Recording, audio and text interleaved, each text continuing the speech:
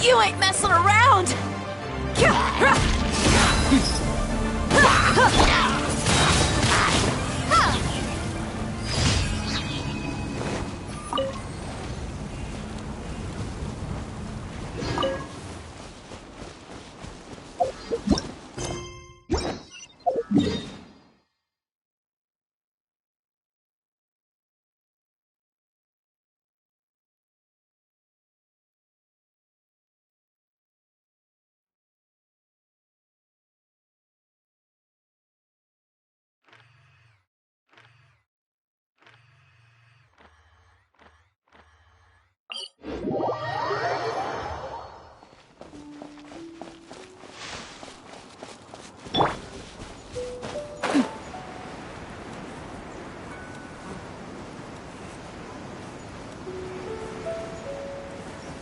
There you are, evil. Look alive! Let me amuse myself a little.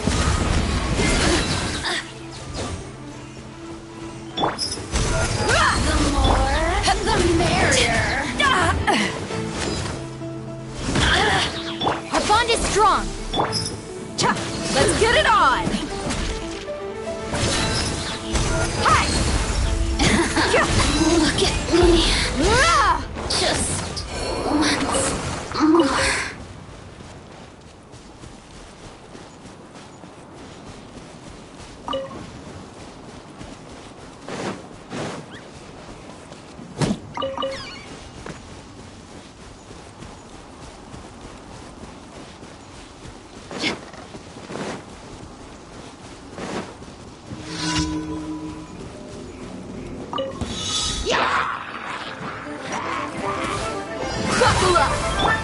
Stand with me!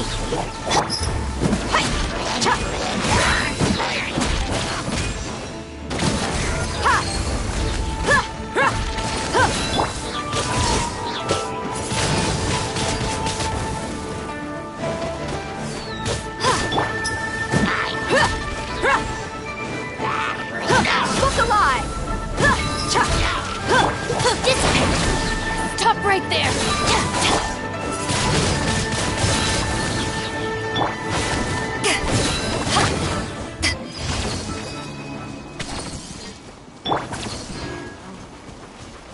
Stand with me!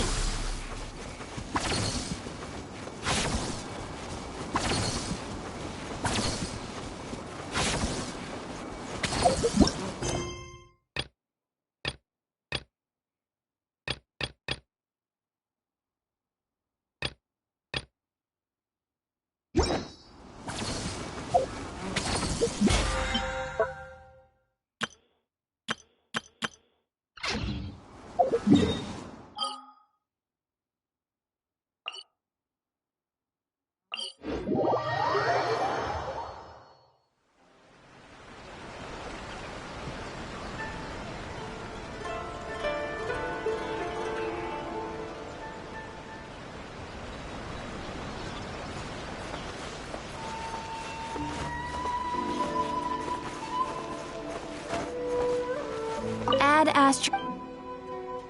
Thank you for Add Astro.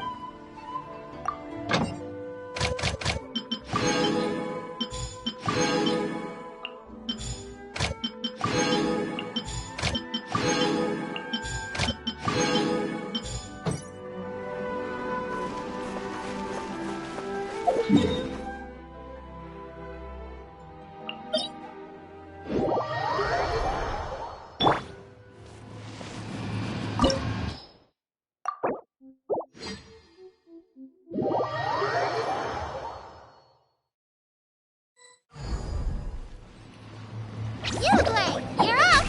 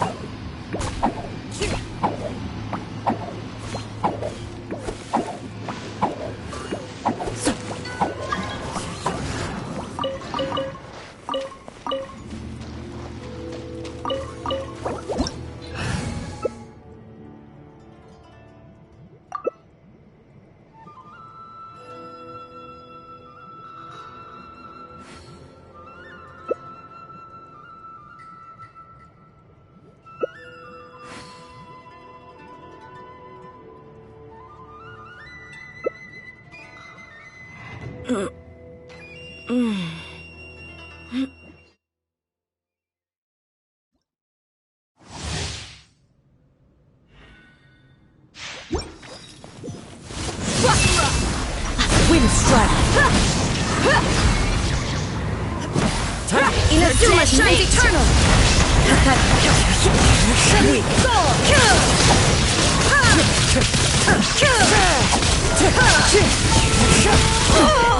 Shine down.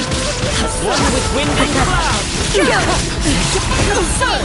Let's get it on. Torn to oblivion. Reach the land. Wind strike. Time to go.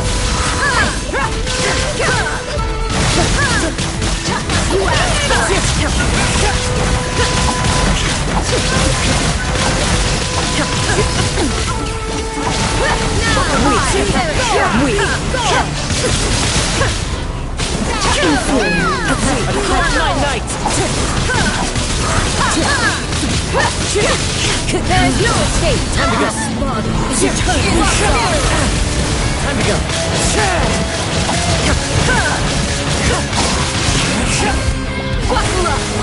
As one with wind and cloud.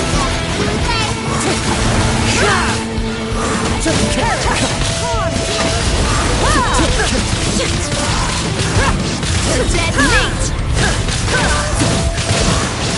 Illusion shattered.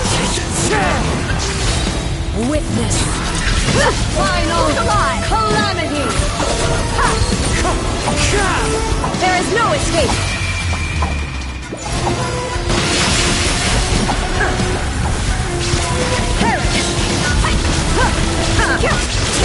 Illusion shattered. Let's get it on. Inazuma shines eternal. Birds fall. You asked for it.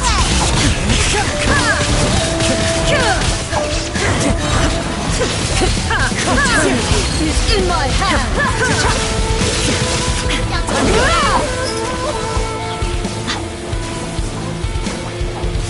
Buckle up.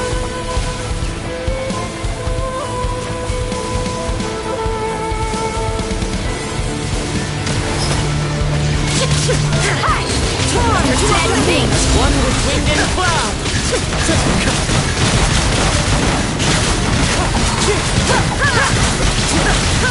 Let's get it on. No escape.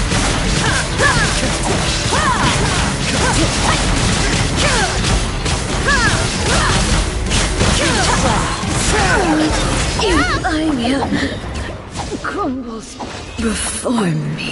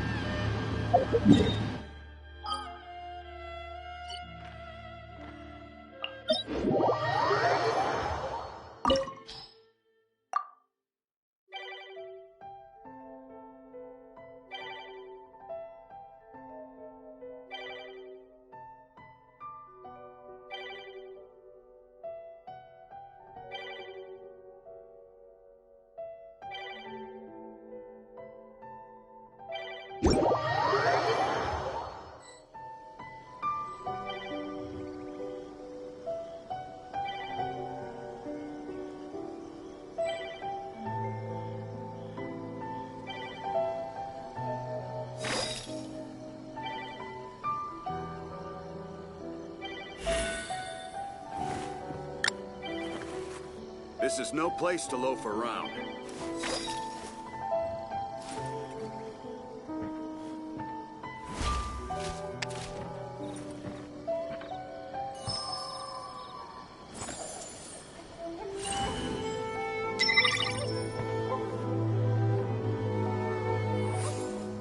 My people are used to the desert life, but still. Buckle up!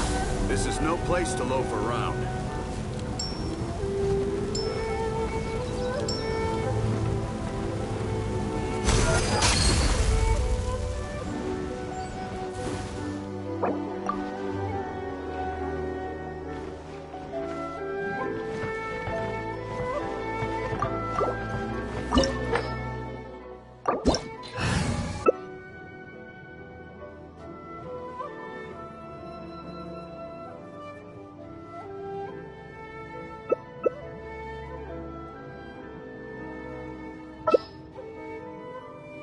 I didn't know you were such a slacker.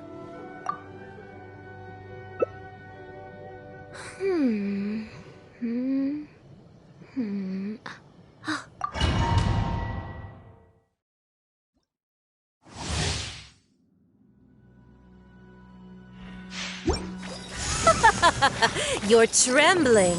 Is it the cold or just cowardice? Look alive! Gloves off!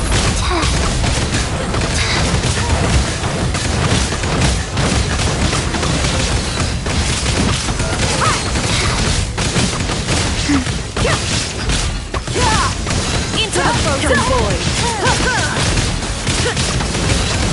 Wings of darkness! The Tsaritsa's benevolence has no place for transgressors!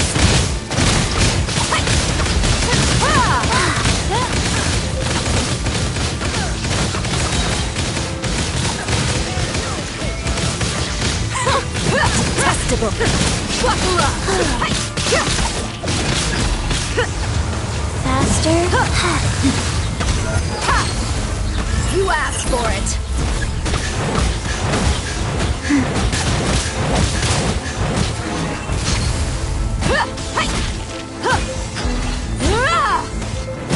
Let's get it on!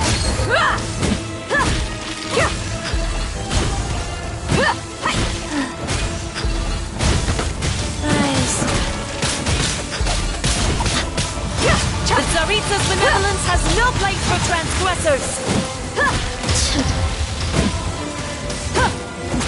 Look alive!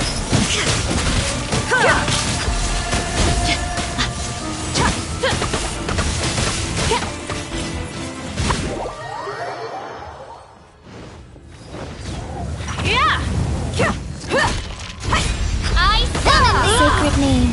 Fortune preserver. Now you shall perish! Shine down!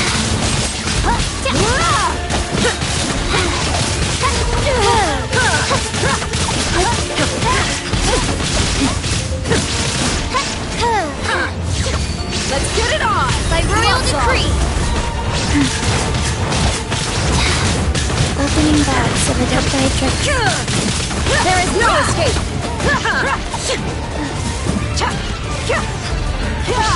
Shadow Raven! Black Knight Fall! Illusion shattered!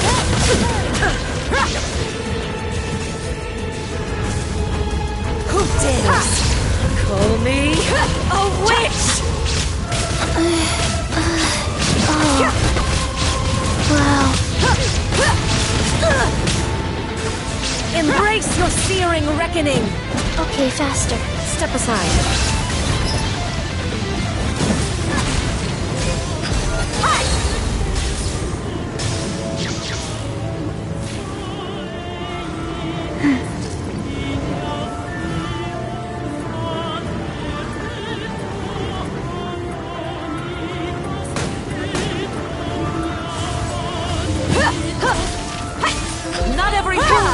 reveal! Buckle up! Odds reveal thyself!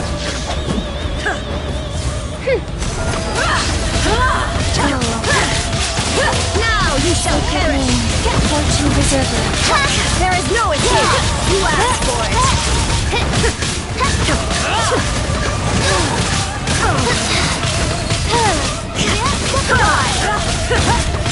Midnight Phantasmagoria.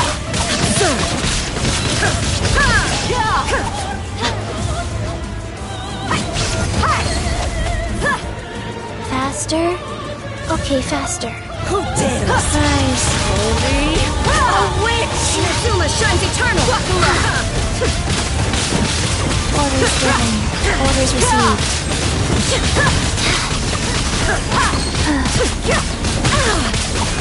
Midnight Phantasm! You're dead Come, meat! put up a fight! Illusion shattered! I never asked for redemption. Never.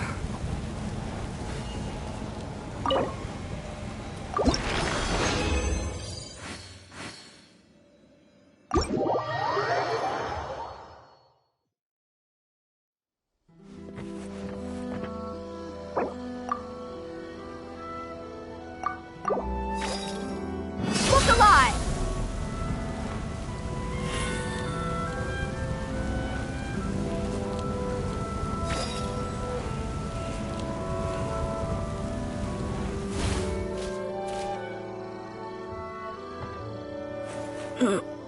This is no place to loaf around.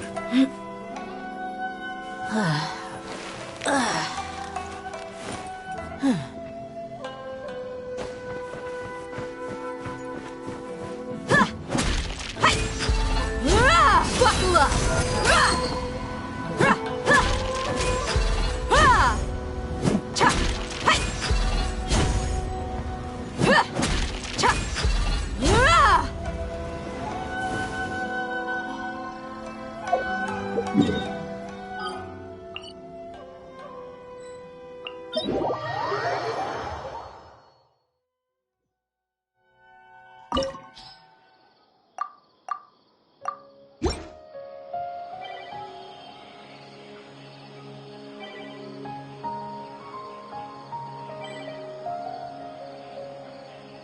The desert's a tough adversary, but at least it doesn't hide anything.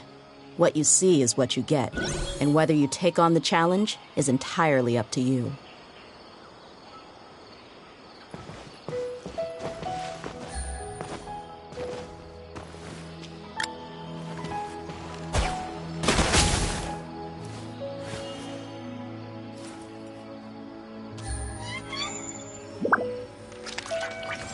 Wait. Huh? No. Whatever.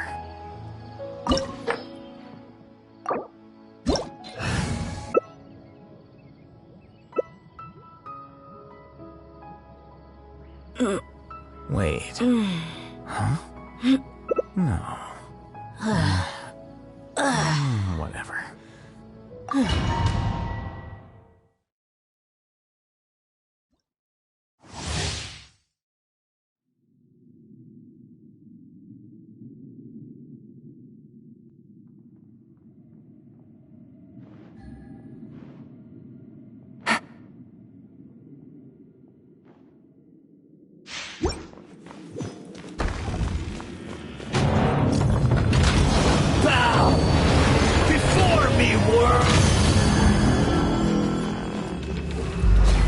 Insignificant past!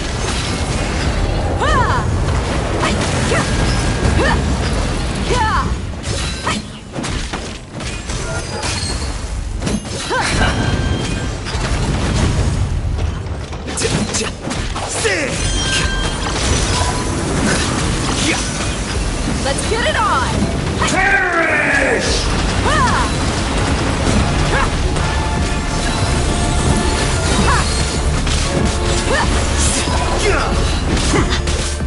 My endless cycle begins!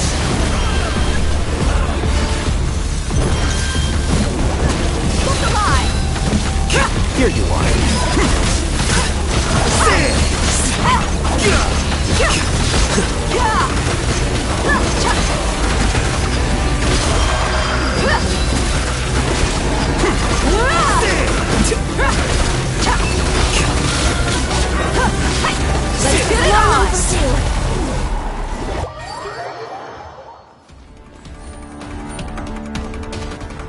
1,000 eons, mine to dominate!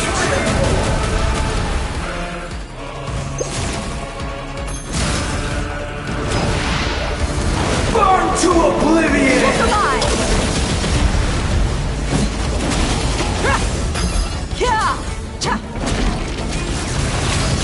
Kneel!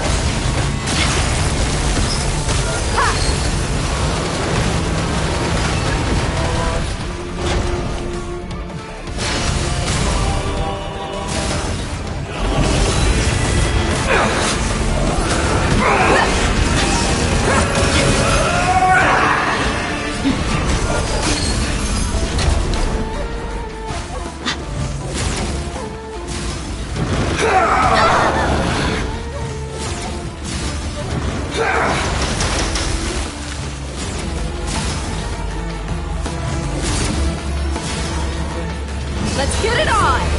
Reality is pain!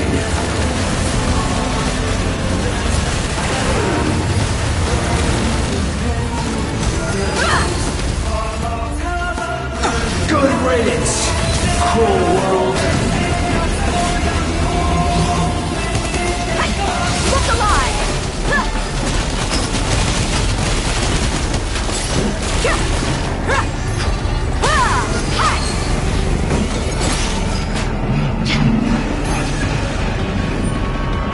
Take it easy. Possible.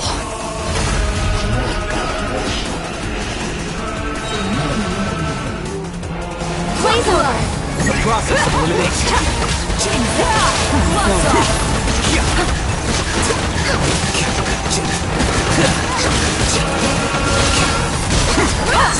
I was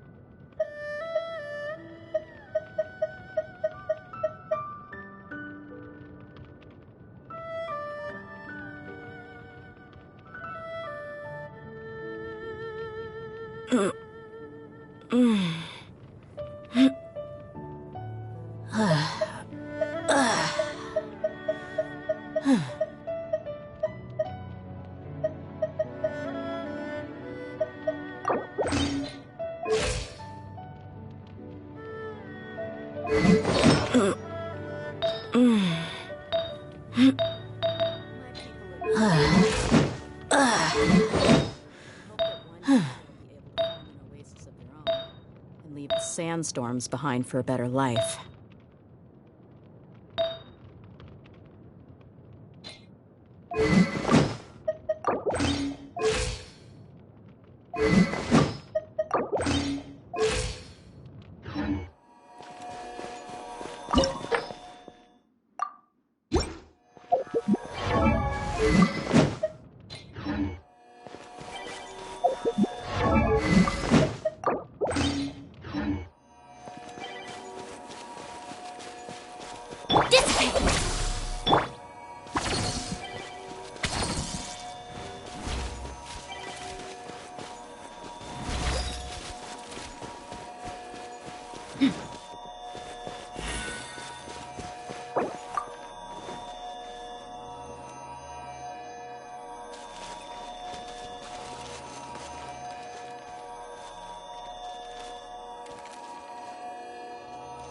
The desert's a tough adversary, But at least it doesn't hide anything.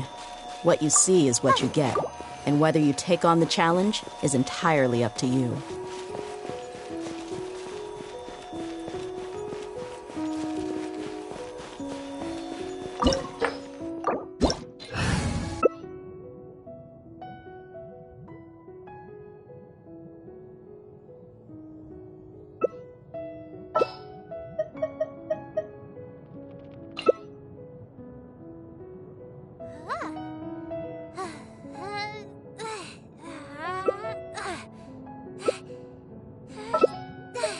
One, two, breathe.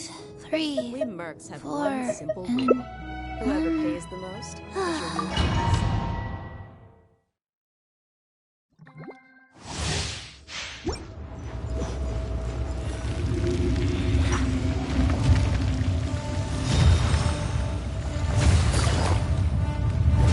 You dare overstep your mortal authority? Dead meat! cool. Mine's a command.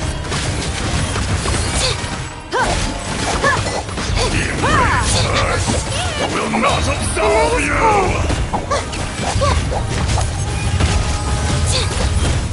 Don't be scared.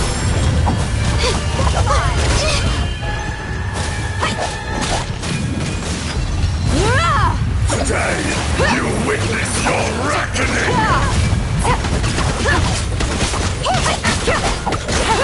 Not now. Quietly now. Let's get it on! Cool. Mine's a command. Here comes the catch. Gotcha.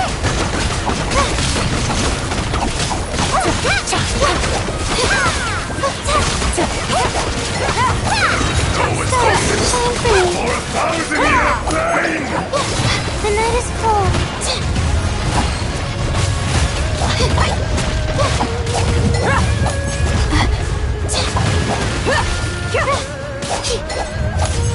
You stand upon your tomb, though you know it not!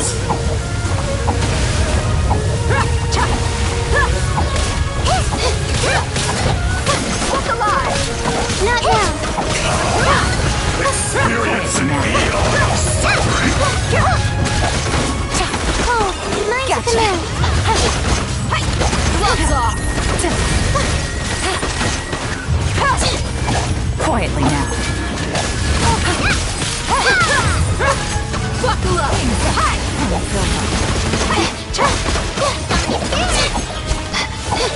The night is cold.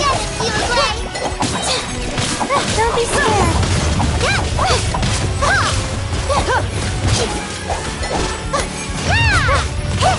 Quietly now. Not now. I will not be destroyed!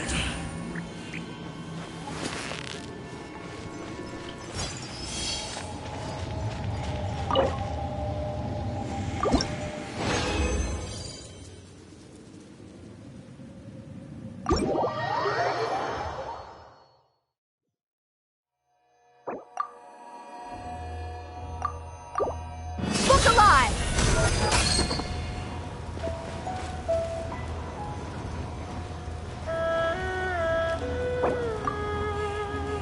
Go.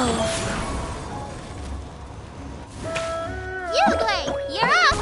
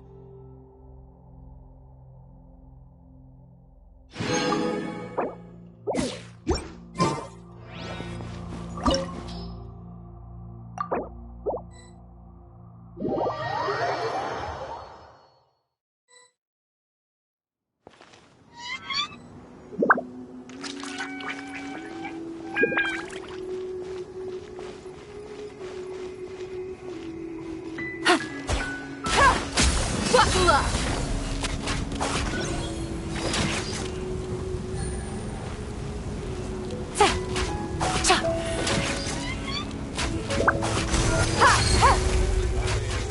State your business here.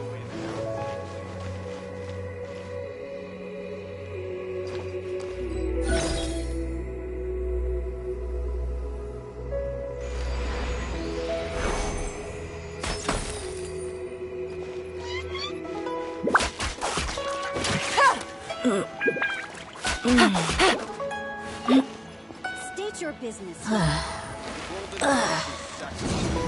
Take cover!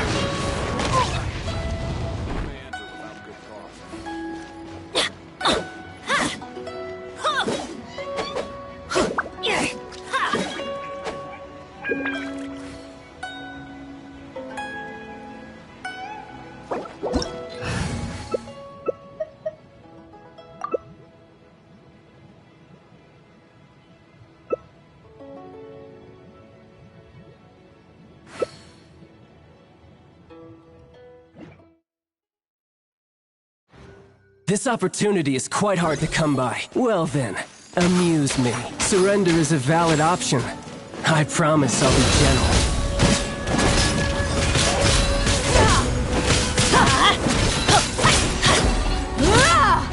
Higher, anti-fire! Time. Passable Light it up! Full time. Everybody stand back! Full time. You've made some progress. Not bad. Look alive! You've got a trick or two. Let's light it up! Teamwork is dreamwork! Let's light it up! You asked for it! Judgment is upon us.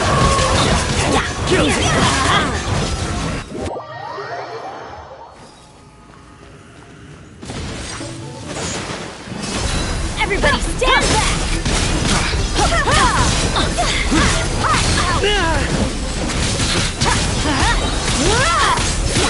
He's been condemned. Let's light it up! For dead meat! They never miss! Nowhere to run. Some you win, and some you lose.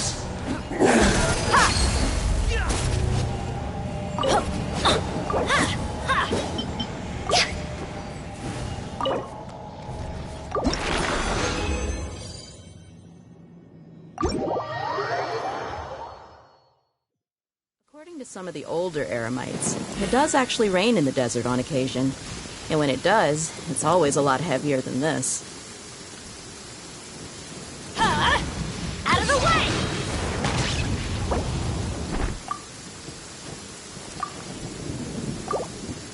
Buckle up! State your business.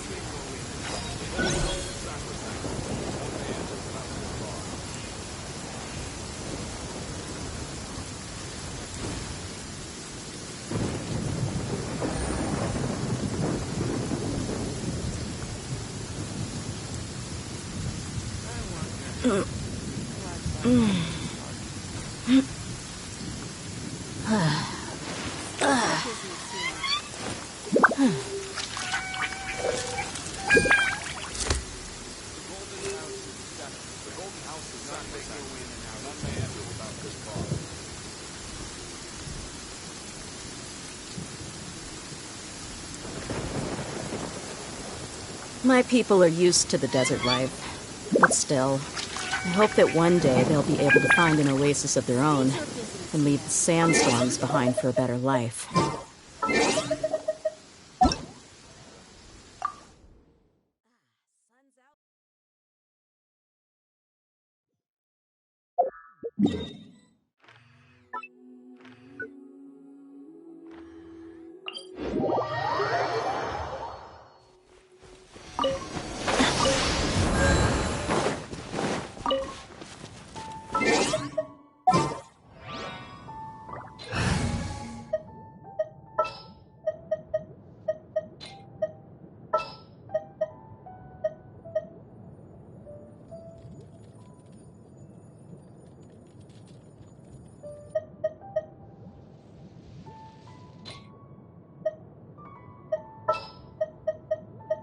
The hunt begins!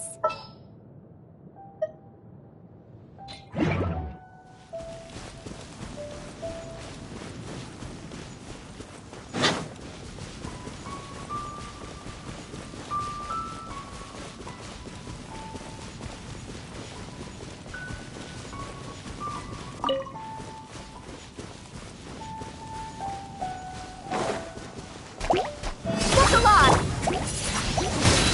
Wing blades!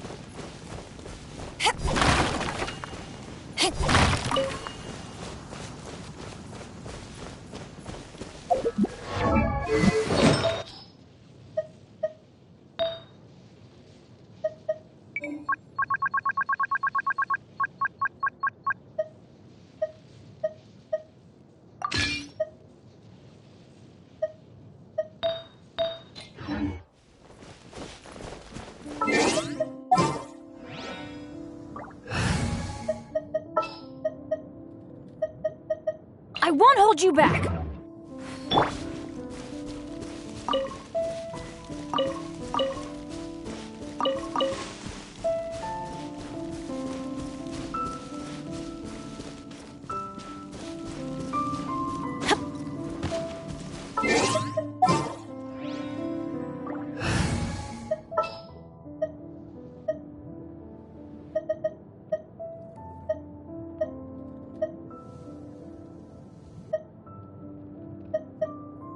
Make sure to keep up.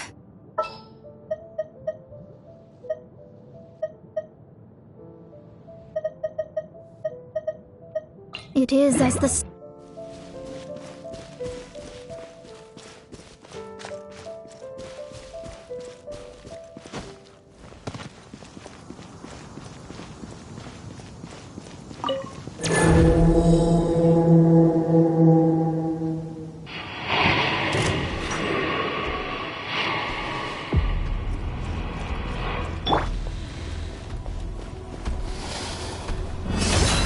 Teamwork is dreamwork! Fate is upon you! To ashes!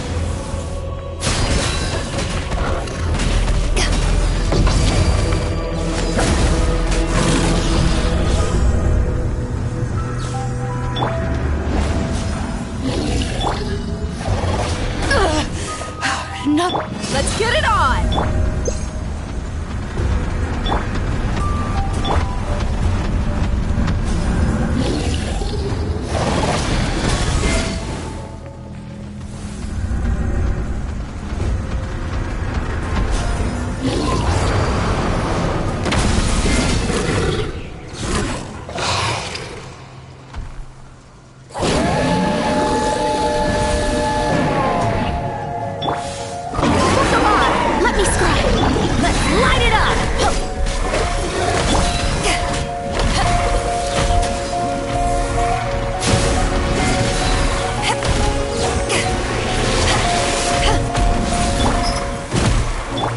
Into death! Everybody stand back! Buckle up!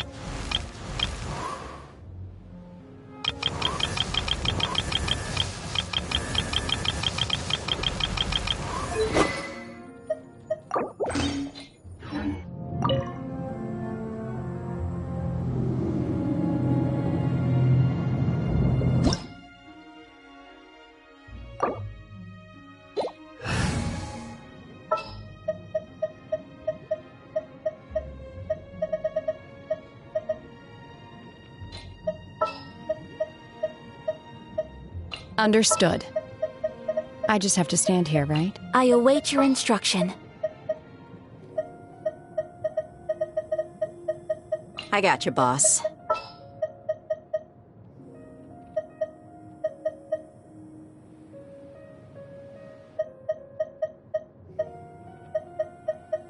We may leave at any time.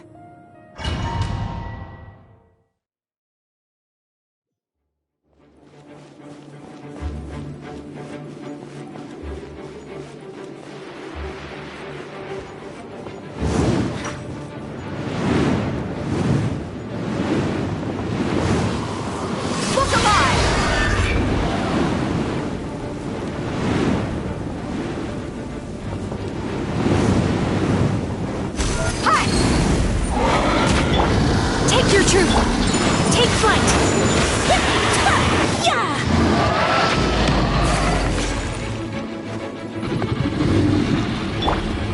Do your master's bidding! Sakura swirl! Yeah!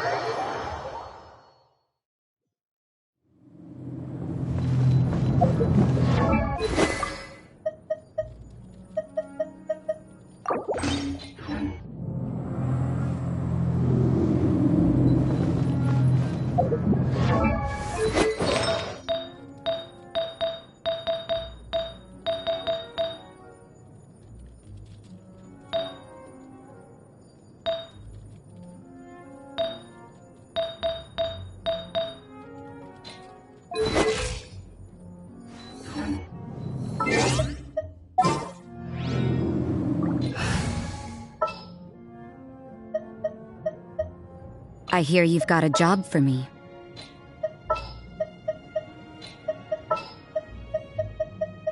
I got you, boss.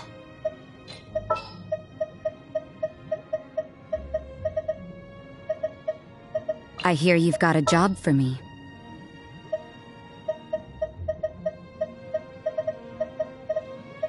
Wait for my signal.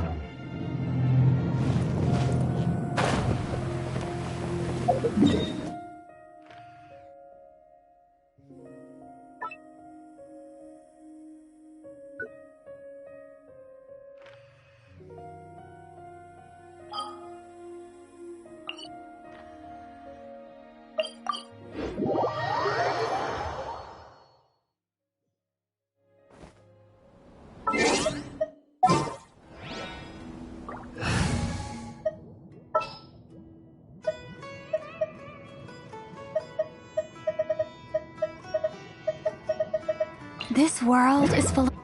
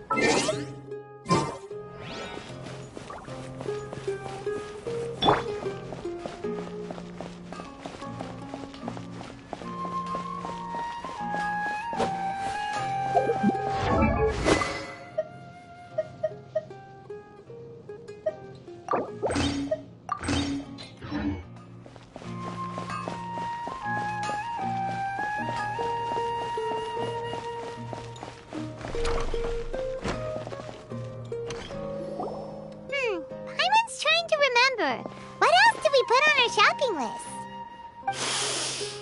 Oh, what a mouth-watering smell. Paimon would know the aroma of biryani anywhere. Let's go get some. We can still add it to the list. Well, if it isn't the Traveler and Paimon. Wasn't expecting to see you here. Hello there. Oh, it's been quite a while. Huh. So you two are still hanging out together. Dehya, didn't you say last time that you were gonna head back to the desert? I said I was going to resign from being her bodyguard, not that our friendship was over. We're still the best of friends. The Homayanis also still post jobs from time to time. Their pay is always generous, so me and the other mercs never pass them up. I told Dehya to just stay at our place when she took one of those jobs a few days ago. My parents were delighted. They even said that it always felt like we were missing someone whenever Dehya wasn't around. That sounds like something they would say, all right. They're always so welcoming. Anyway, the job is already taken care of, so I was gonna head back to the brigade as soon as I finished a little shopping. But the master kept insisting, and I ended up staying for another day. You can stay for as many days as you want, Dehya. Father hasn't even gotten around to treating you to his best dishes yet. You know I'm not the kind of person to stay put in one place like that, my lady. Don't worry, though. There'll always be next time. But she said they'll treat you to the best dishes! Paimon can't believe you can still refuse that! But wait. Didn't you say last time that you would take me on a trip to the desert? Why don't you just take me with you today, when you leave? There are so many places I still haven't visited yet. I'm sorry, my lady, but no can do. There's still a few things I need to take care of back at the brigade. Besides, the desert hasn't exactly been the most peaceful place lately. Oh, come on.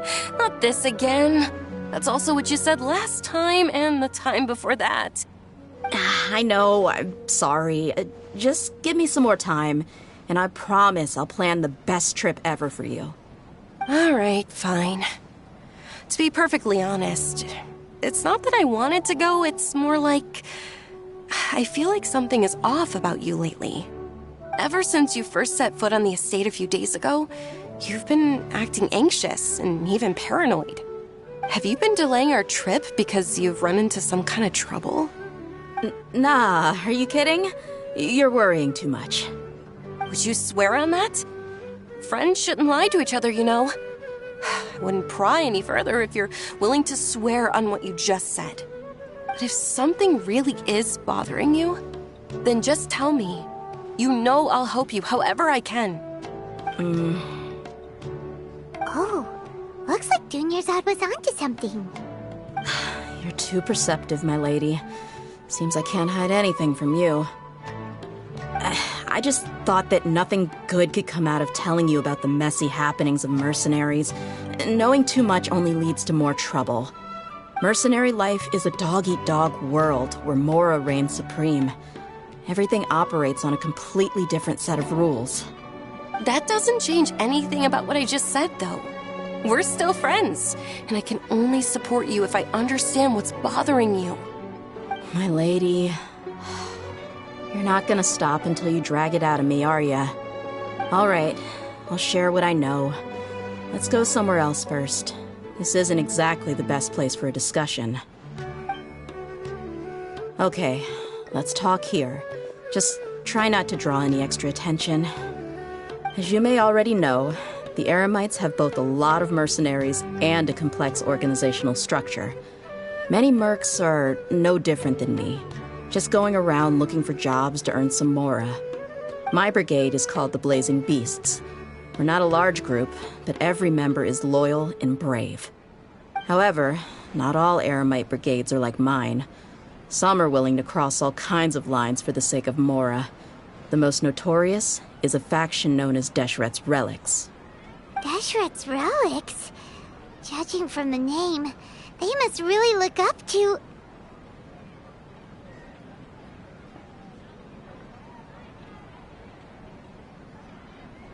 Yep, you got it. I've heard that you've already crossed paths with Ain al-Akmar. They're one of the groups under the Relic's banner. Oh, you mean the group that tried to sell us the Divine Knowledge Capsule.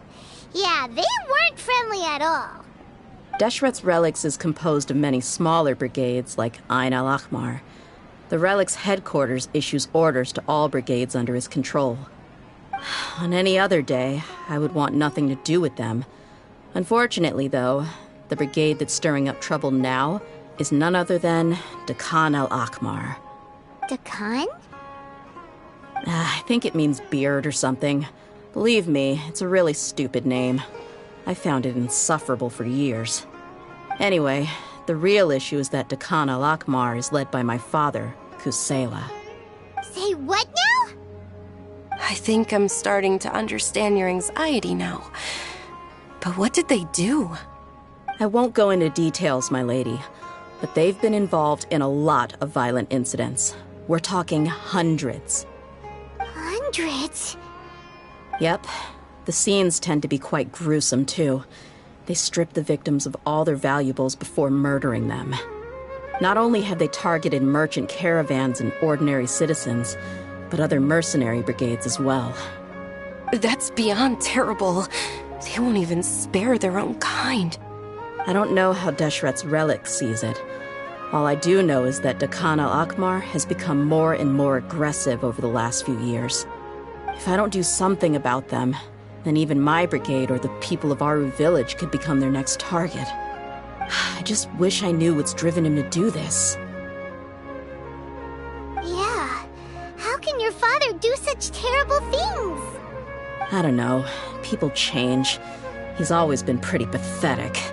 But at least in the past, there were still a few lines that he wouldn't cross. That's setting the bar pretty low. I mean, if he was even remotely decent, then why would I have to leave the brigade and cut all ties with him? He was loud and foolish, with no real sense of purpose. Instead of doing anything useful, he spent most of his time drinking and chasing after women. Of course, the other brigade members were just like him. Their ruckus would go on night after night. Sounds like a nightmare. What about your mother? Did she ever step in to stop them? Unfortunately, I never knew my mother. I'm sorry, Dehya. I didn't know. It's all right, my lady. That's pretty common in mercenary circles. Didn't I mention that my father was chasing after women? I was the result of one of those encounters with some random person. He told me that he wasn't sure who my mother was. And in any case, she never came to see me. He'd say, "You'll be fine as long as you remember to stick with Dad." But even then, he left most of the parenting to the brigade. The one thing I do remember is that he used to tell me stories. But the problem was that he had terrible taste. He only knew a few stories, and even those tended to be pretty stale. They were tales of desert warriors defeating dragons in the forest, or stories of mercenaries rescuing princesses from rebel armies. Sounds like your typical fairy tales. More or less, yeah. They were interesting maybe the first or second time around, but after about 20 repeats, they started to get a little dull. He seemed to think those stories were the best things ever, though. He was so into them that he'd call the whole brigade over and make them perform the whole thing as a play. Even the toys he gave me would all be story props. I'd get helmets, shields, and toy swords. It was only much later when I realized that the shows were more for him than they ever were for me. What an interesting guy.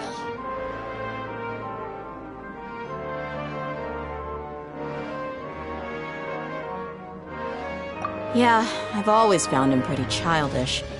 That was something I could just shrug off. I had no reason to despise him. Until I grew up and learned the true face of Deshret's Relics for myself. Looting, blackmail, violence, and fraud.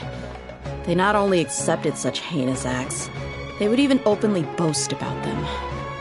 No one in the brigade was any kind of hero. Instead, my father and his cronies were more like the bad guys that needed to be taken down. Did they really think that as long as they didn't do any of that stuff right in front of me, I would never know? I think I can understand your feelings. The difference between perception and reality must have hit hard. Yeah, but Don't worry, my lady. It's all water under the bridge to me now. I had a huge argument with my father and left that place behind for good. I'm not investigating them due to any bitter feelings I still have towards my father. I just want to protect those that are close to me.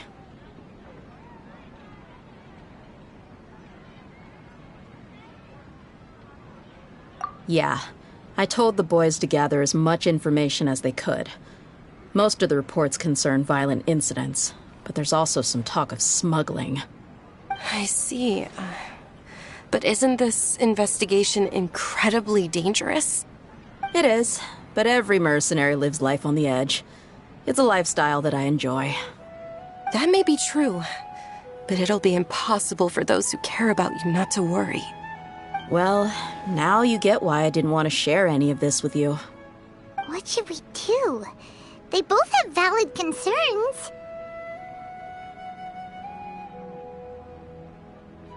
Huh? But there's no need for you to get caught up in this mess, too. Well, she's super tough, so if she went into the desert with you, then Paimon bets the problem would be solved in no time. I'm inclined to agree. I'd feel a lot more at ease if you took her along to help. I'll wait for news from you in the city until then. Please, stay safe. I'm honored that you care so much for me, my lady. All right, then let's get moving. Our first stop will be Caravan Rebot, where we can catch up a bit with my fellow mercs.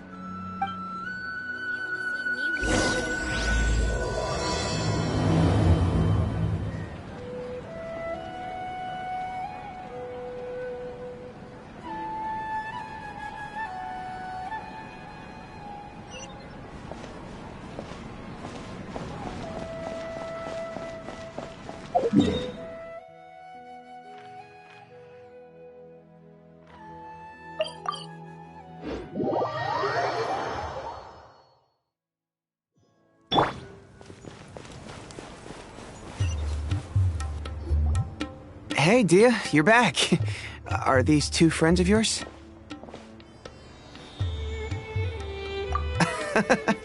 Likewise. There's no need to be so formal with us. We're a pretty casual crew. Anyway, since we've got a newcomer, let me fill you in on what the Khan al-Ahmar's been up to lately. They've become extremely aggressive. Apparently, even their own now have become acceptable targets. They even attack other relics brigades, just the same as any other mercenary brigade. Even the most ferocious beasts still protect their own. But it sounds like they've thrown that straight to the wind. That's right. Once they've collected enough loot off the other mercenaries, they sell it off to a different brigade, or turn to merchants on the black market.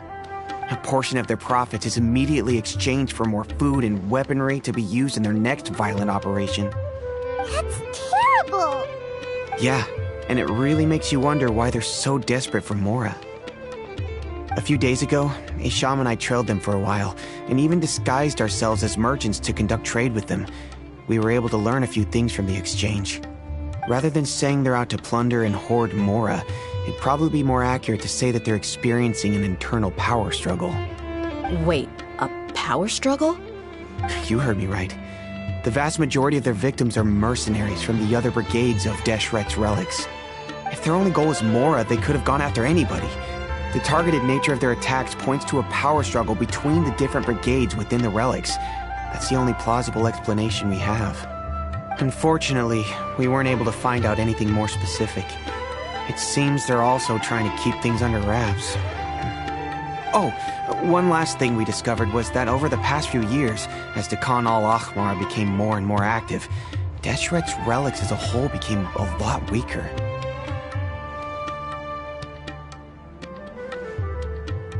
It sounds mighty strange to me, too. Harun, you can leave the rest of the investigation to us. Gotta say, though, I didn't expect you to go on a whole undercover mission during the few days I was gone.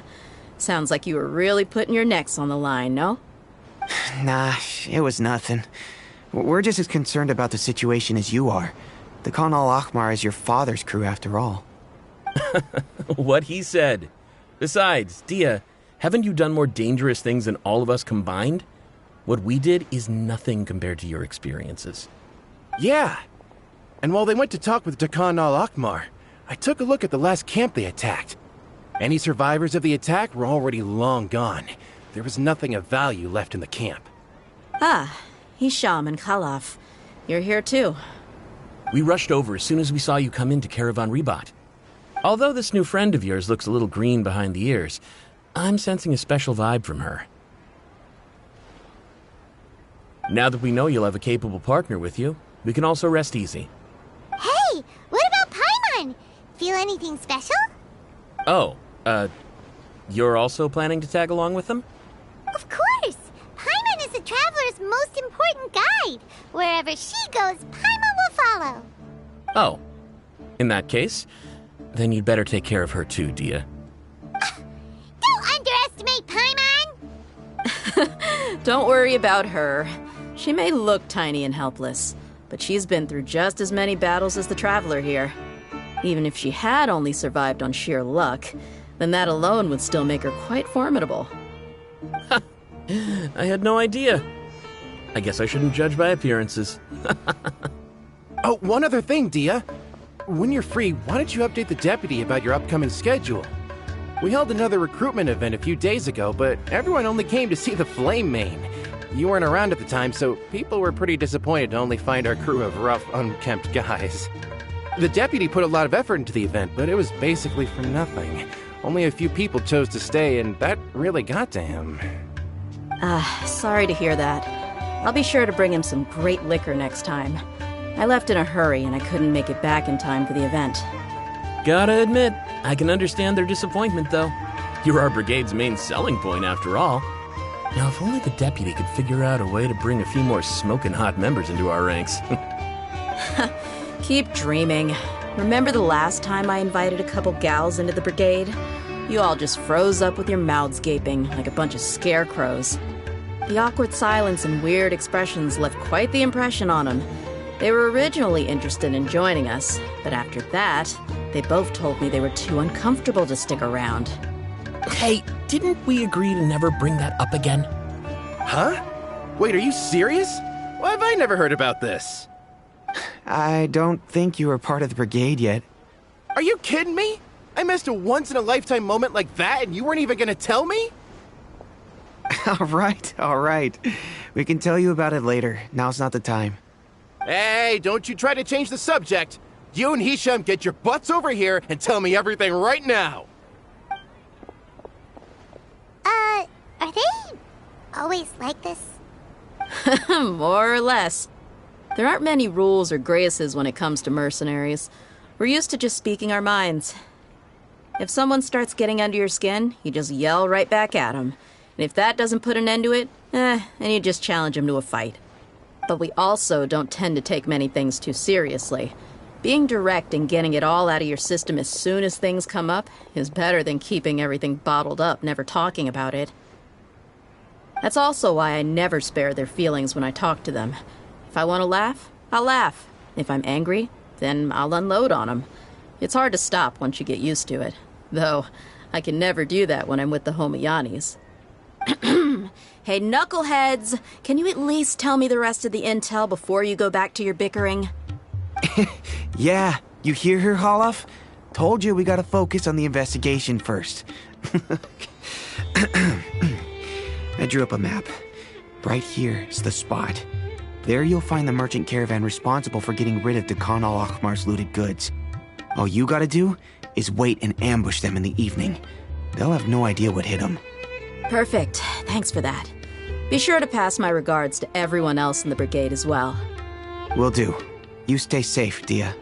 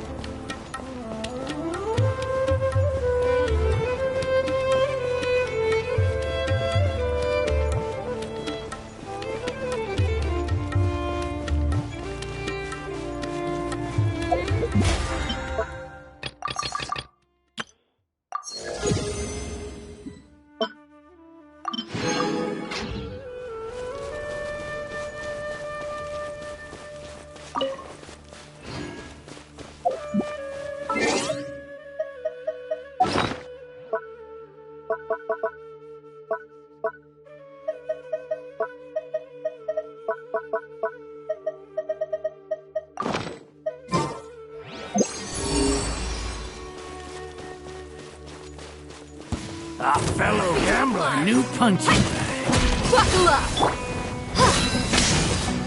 Yeah! Yeah! Our bond is strong!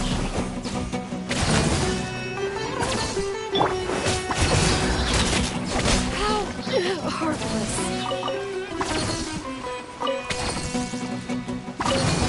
Let's get it on!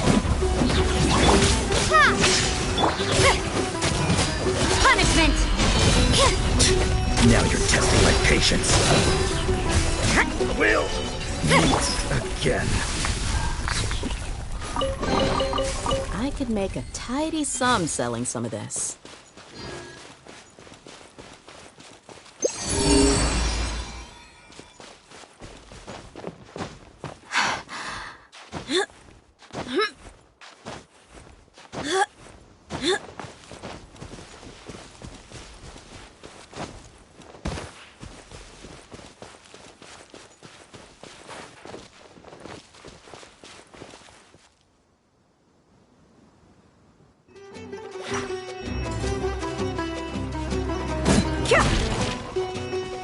Buckle up!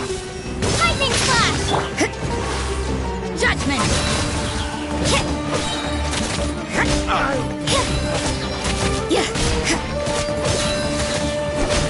Dissipate!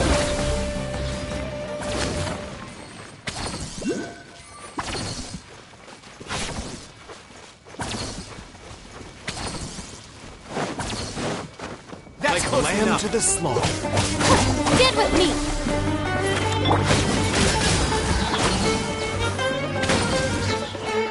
Oh, the jungle! I'll be back. I suppose it wasn't too much trouble.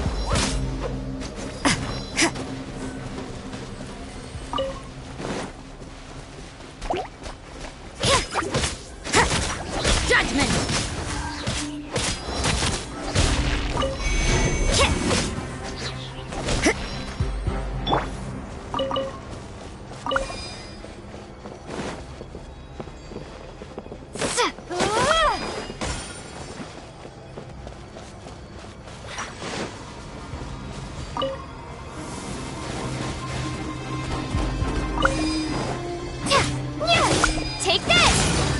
Dissipate! You can't run!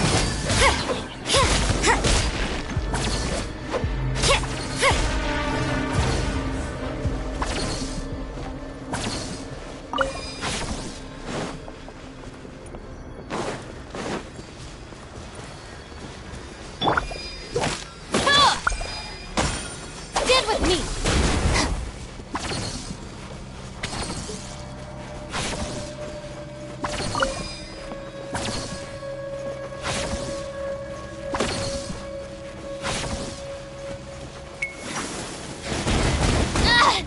Just you wait!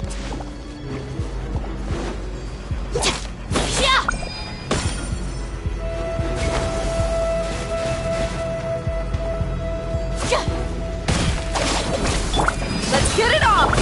Shiver!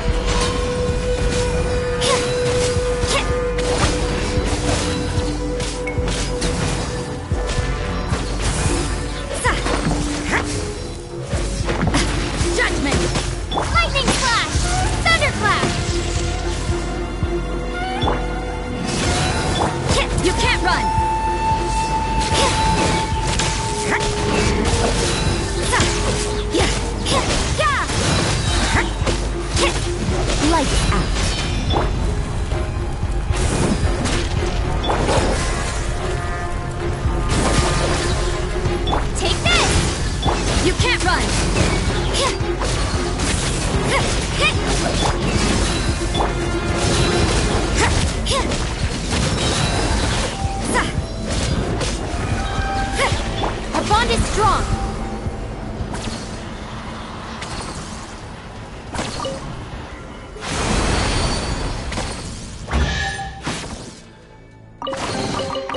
Every little bit counts.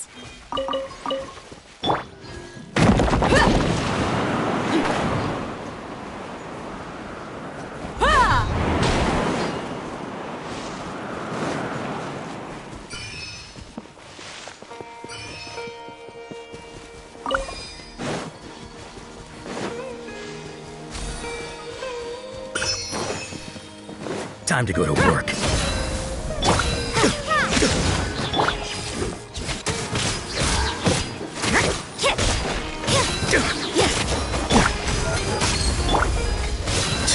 Now you're testing my patience. Judgment! We'll meet again.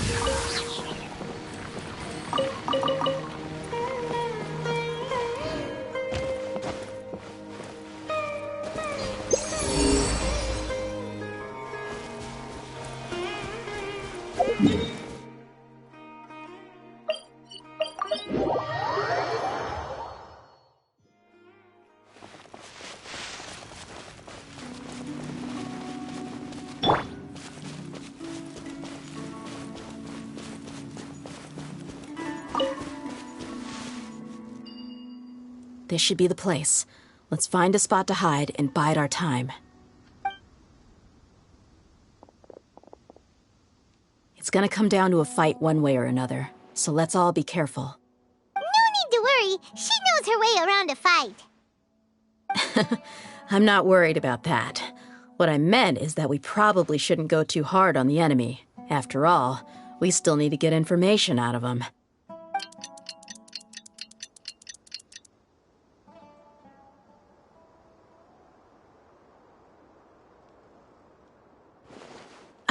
Here they come. You ready? Let's not give them a chance to react and end this quickly.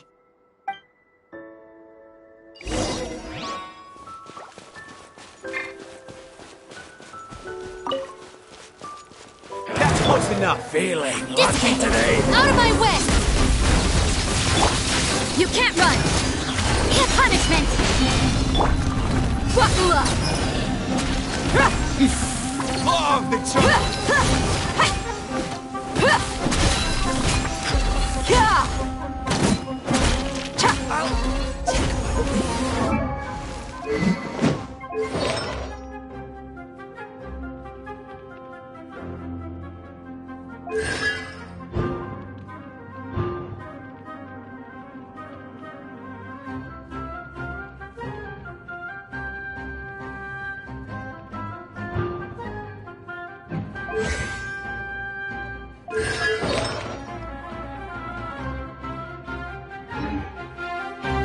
Where do you think you... Judgment! Law of the jungle! Let's get it on!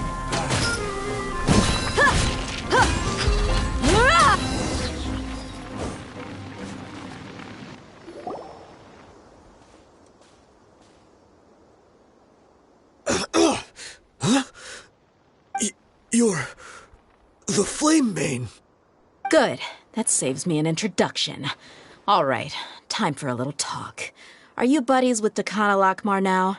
Tell me, what are they after? You know the code of being a mercenary just like everyone else. The first rule is to never divulge key information about our employer. What makes you think I'd talk?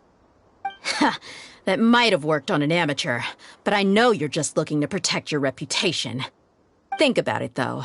What's your reputation worth if you won't have the other tools you need to succeed in this line of work? Tools like, I don't know, your limbs or eyes? You've got 5 seconds. You might want to think twice about how much your employer's information is worth to you. Whoa!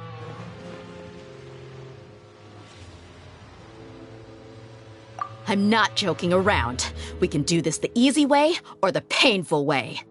2 seconds! I'll save you the trouble.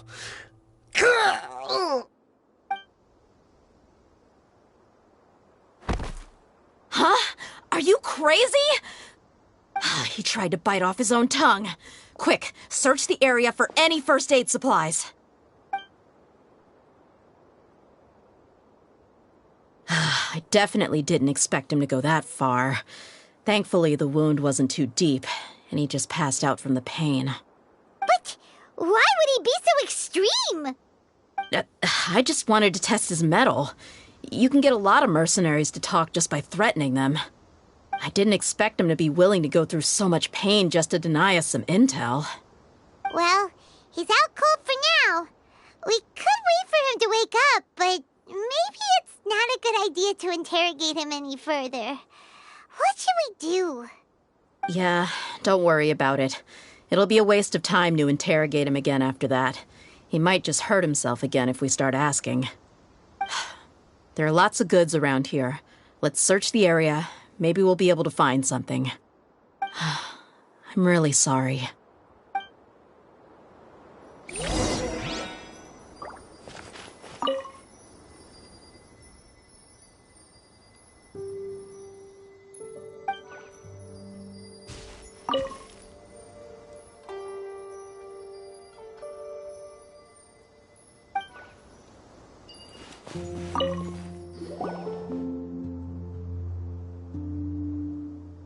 We found a piece of paper with a bunch of names on it.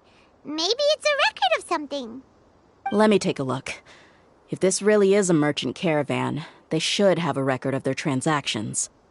Yep. I see an entry for Dakana Lakmar right here. Kusela, Idrisi, Bashar, and Takriti.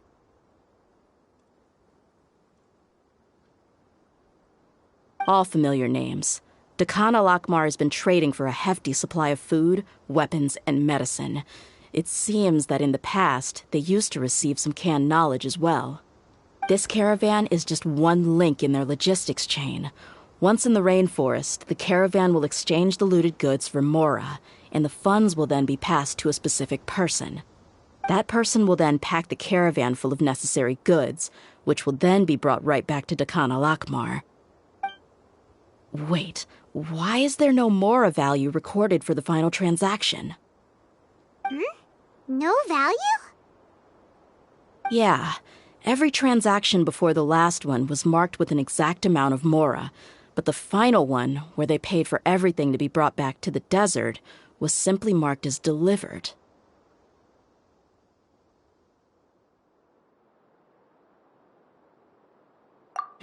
Perhaps. But they couldn't have known how much they would make off selling the loot. Do they not care about profit margins at all? Anyway, the next part's the records of the goods themselves. There are a lot of entries. Everything was probably sourced from the rainforest. Huh? What's wrong? Shahzaman Homayani?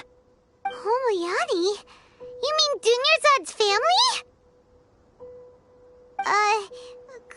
Could it just be another family with the same last name? I'd be surprised to find someone with the exact same first and last name. Shahzaman Homayani is Dunyarzad's father, and the head of the Homayani family. Just what the heck is going on here?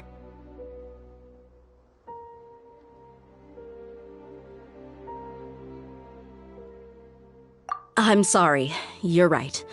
I'll consider what we found and not jump to conclusions just yet. But what this piece of paper confirms is that the Homayani family has been providing goods to Dakana Lakmar. What if the Homayanis have been kept in the dark and don't know they've been trading with Dakana Lakmar? That's a possibility, but if that was the case, why is this caravan specifically named Shahzaman as their person of contact? They could have just as easily bought goods such as food and medicine directly from Caravan Rebot or Port Ormos.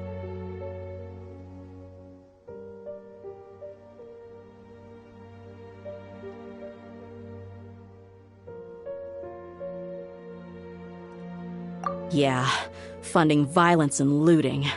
The brigade gets the goods, and he is paid the proceeds from the sale of the loot.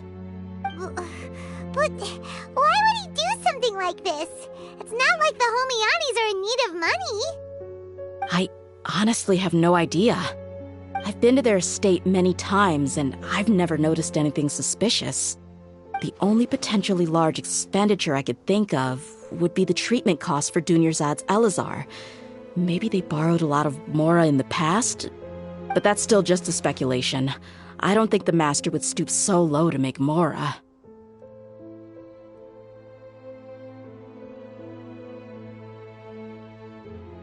You're probably right. I know my lady's personality, and she wouldn't deliberately keep something like this from us. But what should we do now? All we found is just another mystery.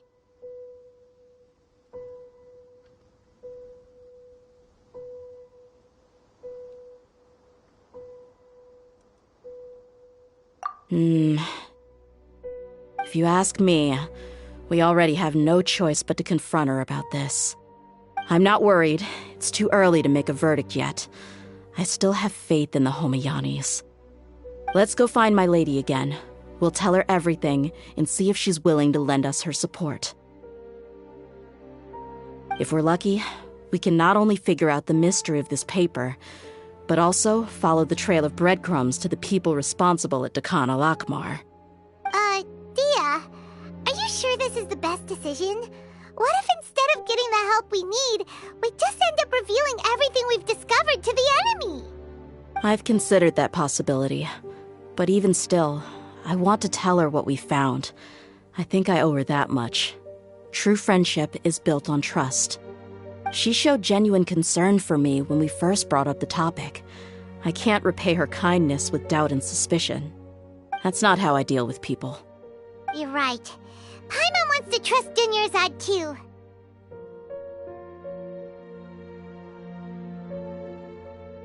Yeah.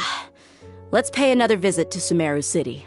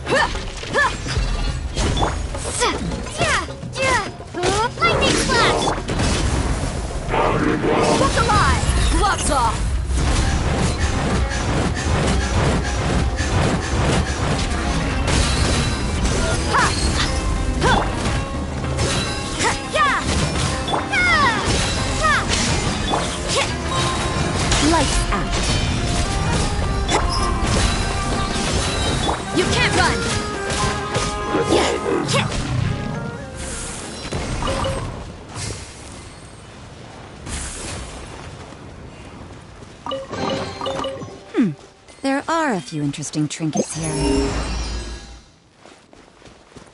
Our bond is strong!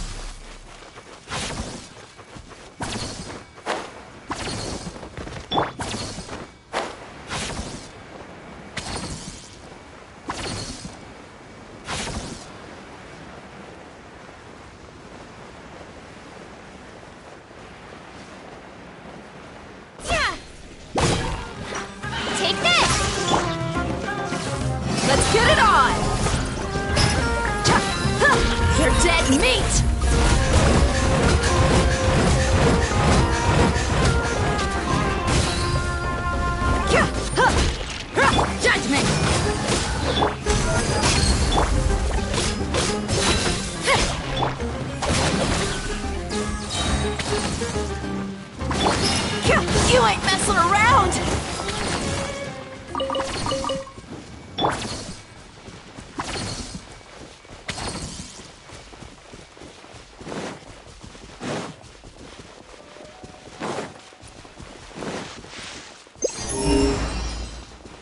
Dues. No more. Yeah! Look alive! Hey! Shiver! Judgment! Dissipate! Stay alive. This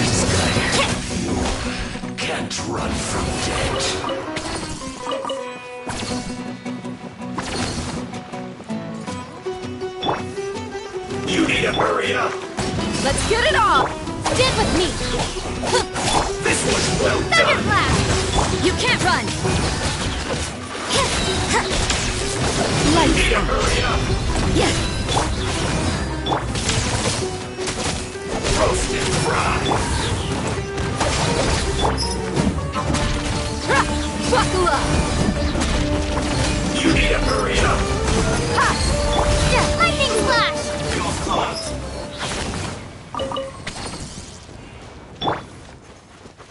Our bond is strong!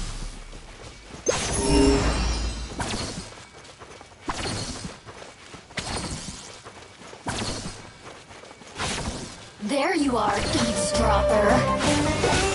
The more, the merrier. Take this!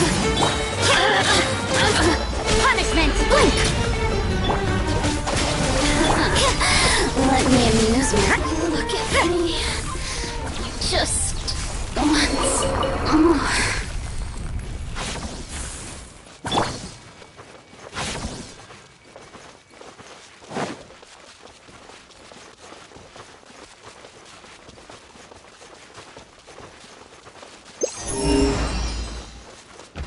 Stand with me! You can't run!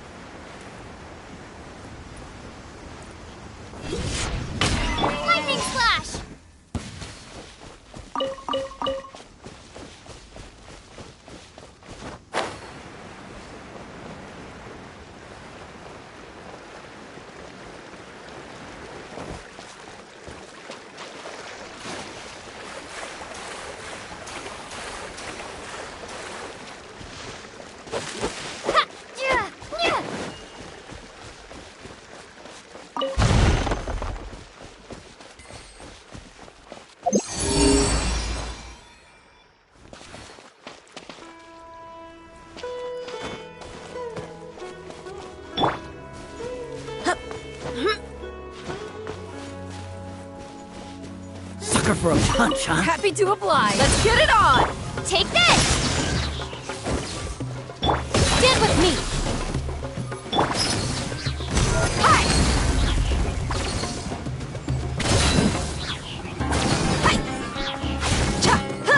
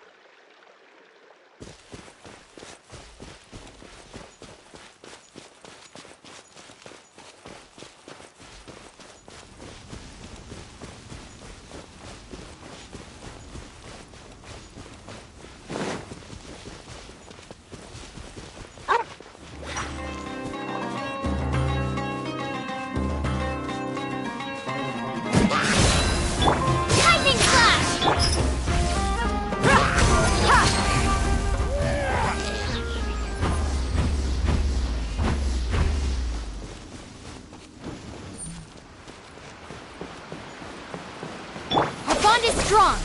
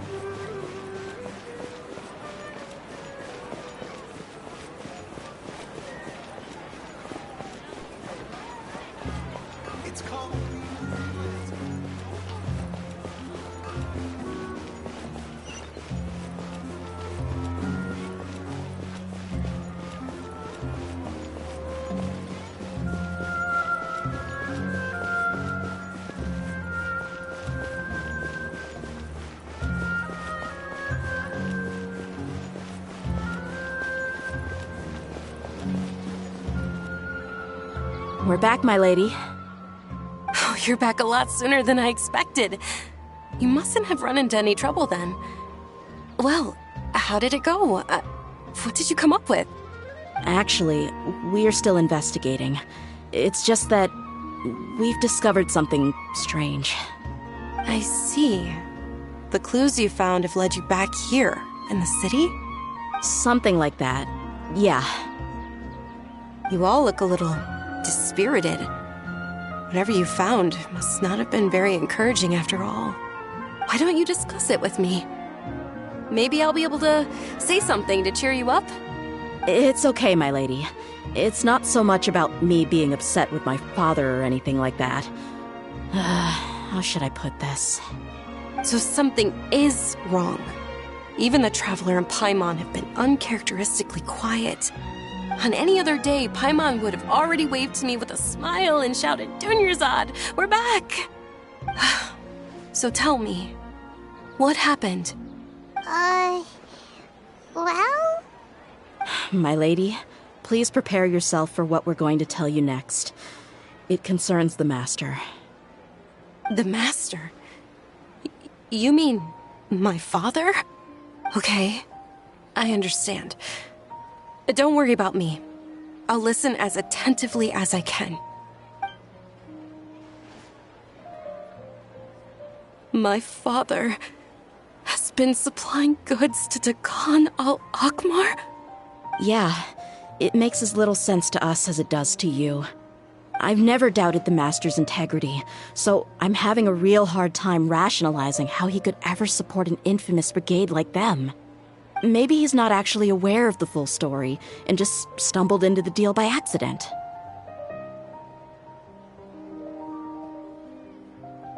I can't help but agree with the Traveler. Huh? You mean you feel the same way, Dunyarzad? Thank you for sharing all this information with me. Since you've told me everything you know, I should also tell you about some doubts that I've been harboring for quite a while. In the past, I thought that my father hired a bodyguard for me so that I wouldn't run away and get lost. However, there are plenty of capable mercenaries in the Corps of 30. Why did my father go out of his way to hire Dehya? About that.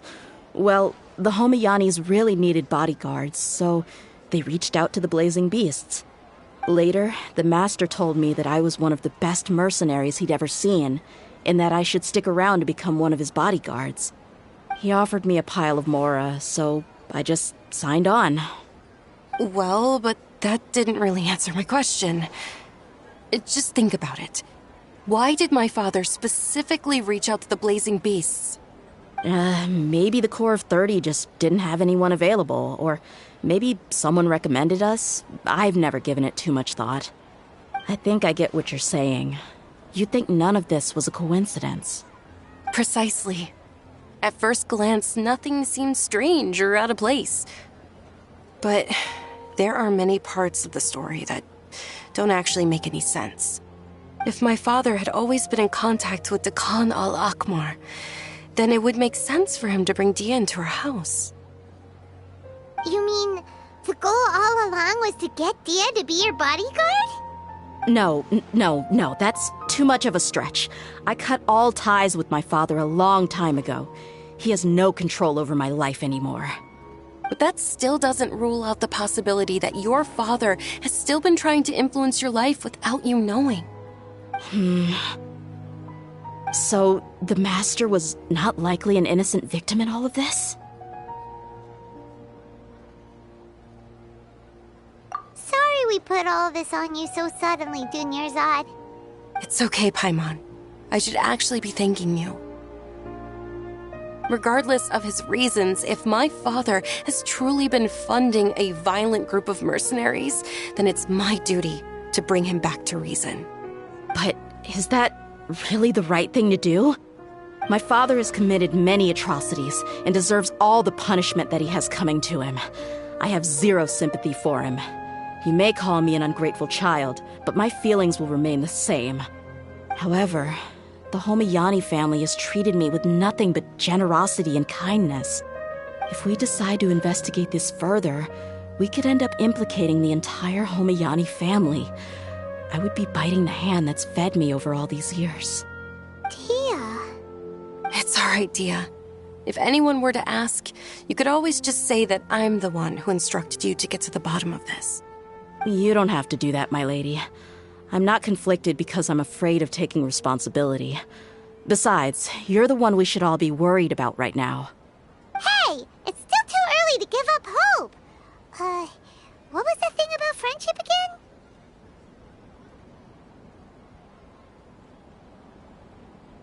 Right, yeah, trust! You said that yourself, Dehya!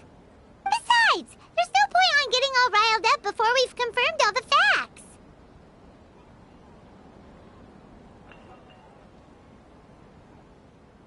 Thank you, everyone. That makes a lot of sense. I guess I should always remember the trust that I've placed in people. In which case, my lady, could you ask the Master to come out and have a chat with us? Sure thing. I also hope he'll be able to give us a logical explanation. Let's meet at the usual place then. Usual place? Ah, right!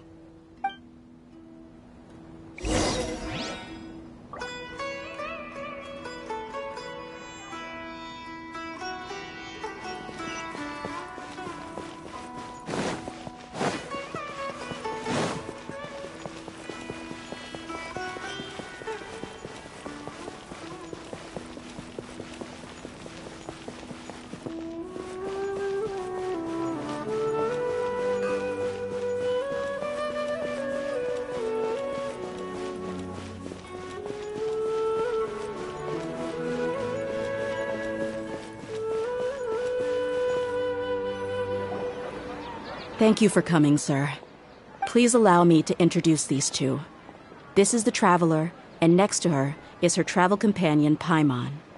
Ah, yes. My daughter has mentioned them from time to time. It's a privilege to finally meet them in person.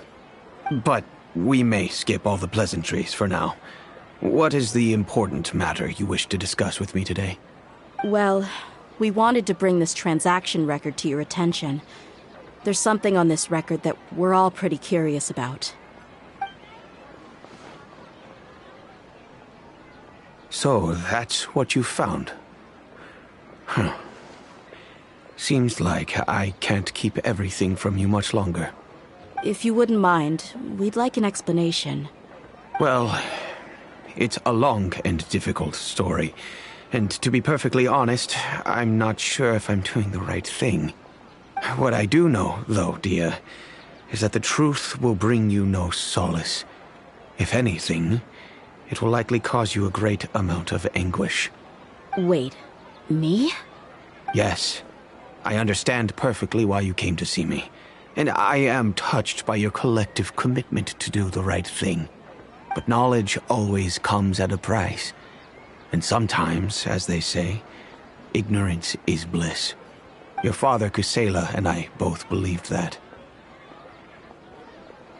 Of course, you have the right to seek and learn the truth, but I must warn you. The facts of this matter may reduce everything you've built for yourself into sand, blowing in the wind. If you must proceed, then Kusela's heartfelt efforts will also fade into the wind like a fleeting mirage. His heartfelt efforts? I'm sorry, sir, but I'm not sure I follow. I've made it this far in life without a single drop of my father's support. I have my own ideals and ways of looking at the world, as well as people and causes that I've chosen to cherish and fight for. None of these things have anything to do with him. I came here today to support you as the head of the Homayani family. No warning will change my stance on that. I understand. Then let me tell you a little story. Our family once needed to take a trip to the desert when Dunyarzad was just a baby. Along the way, we were attacked by bandits. They had superior numbers and quickly overpowered our bodyguards. When all seemed lost, a group of passerby Eremites lent us their support. Those Eremites were Kusela's brigade, Dekan al-Ahmar. Kusela's men told me that the attackers were Eremite mercenaries, just like themselves. I was shocked. Why would Dekan al-Ahmar go so far to save us and not spare the fellow Eremites?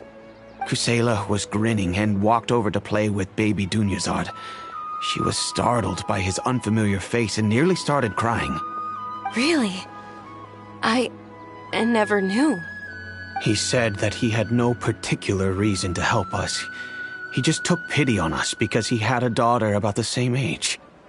We started talking about our children, and I sensed that he was a devoted father. To repay his kindness, I hired his brigade to help out at our estate for a time, and offered everyone generous remuneration. So, that's what happened. It was many years before I saw him again. I almost didn't recognize him the next time he came knocking on my door. The man I knew to be strong and healthy had been reduced to a shell of himself. He couldn't even walk anymore without his cane. So, what happened to him? He was perfectly fine when I left the brigade. I'm not too sure myself. The only thing that didn't change was his cheery disposition. He said there was absolutely nothing to worry about and that he had gotten into a fight. That was all. He then suddenly asked me if Dunyarzad, now that she had grown, would need a bodyguard of her own. At the time, Dunyarzad was going through a particularly severe bout of her Elazar. There was no need for her to have a bodyguard when she could barely leave the house. But he kept coming back to the topic. Come on, it never hurts to be safe. How do you know a bodyguard won't come in handy one day? I was completely lost at first, until he recommended the Blazing Beasts. and in particular, a mercenary named Dehya. So he was the one who recommended Dehya to you. Indeed. He didn't say it out loud, but it was clear that he saw Deshret's relics as an evil group who would eventually corrupt every member in their ranks. He was already beyond redemption, but he hoped that he would be able to detach his daughter from the vicious world of mercenary life. If Dehya could stay in my house and keep working as a bodyguard, then gradually her affinity for the desert would decrease, and she'd be able to leave her previous life behind. And that's why you offered her such generous compensation? Yes, but not just because of that. From the moment that he asked me for that favor, I also began to see Dehya as my own daughter. And that's also why I tried to persuade you to stay when you asked for permission to leave. I was willing to spend however much it took. Kusela saved my daughter and I all those years ago in the desert. I could never refuse him entrusting his daughter to me. He was always like that, acting like he's oh so smart and self-righteous. Kusela said that he'd reimburse me for a portion of Dehya's fees. I refused to take any mora from him, but he'd always sent me funds anyway. Eventually, I just accepted them as a token of his gratitude. And that went on for a while until I received another letter from him a few years ago. The letter contained a request to help him buy food, weapons, medicine, and even explosive materials. Wait! Isn't that around the time that Dakan al-Ahmar started becoming more aggressive? That's right. When I started to hear some nasty rumors, I became wary. I wanted to meet him face to face to discuss things. But by then, he was no longer receptive to my requests to talk. If I had to guess, it's probably because he doesn't want to put Dehya at risk.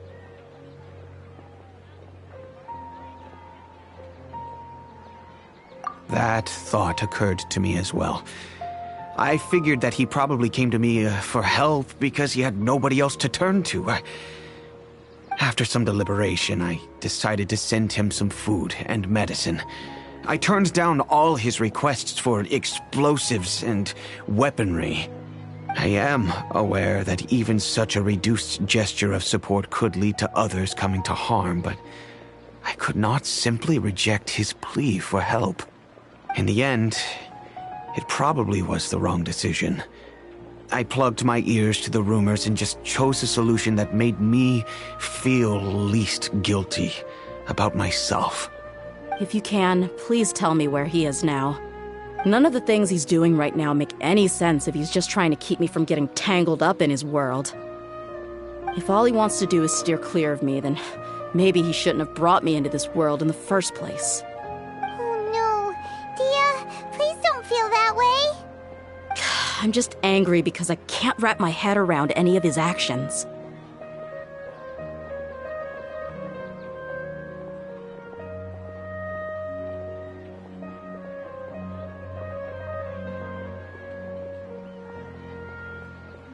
Another way? I don't know. I knew him, and he was nothing more than a childish brute. I can't understand what's going through his head. But I guess you do have a point. We haven't uncovered the whole truth yet. We still need to figure out his exact actions and reasoning for these last few years. I'll do my best to help. Of course, anything between the two of you would need to be resolved between you and him alone. I don't know Kusela's exact whereabouts. Outside of supplying his brigade with some goods, I tried my best to avoid getting involved any further with him. However, there's a man on the list named Jawed. He used to be a mercenary in the desert and is now a member of the Corps of 30.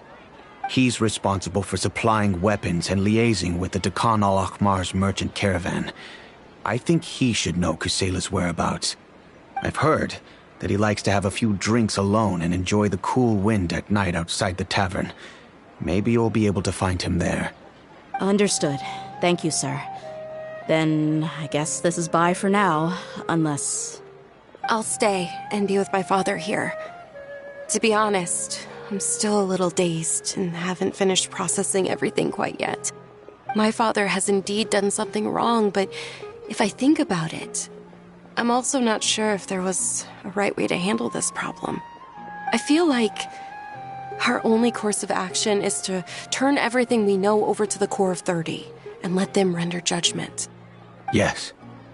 I am prepared to accept whatever verdict they choose. It's time to face my mistakes.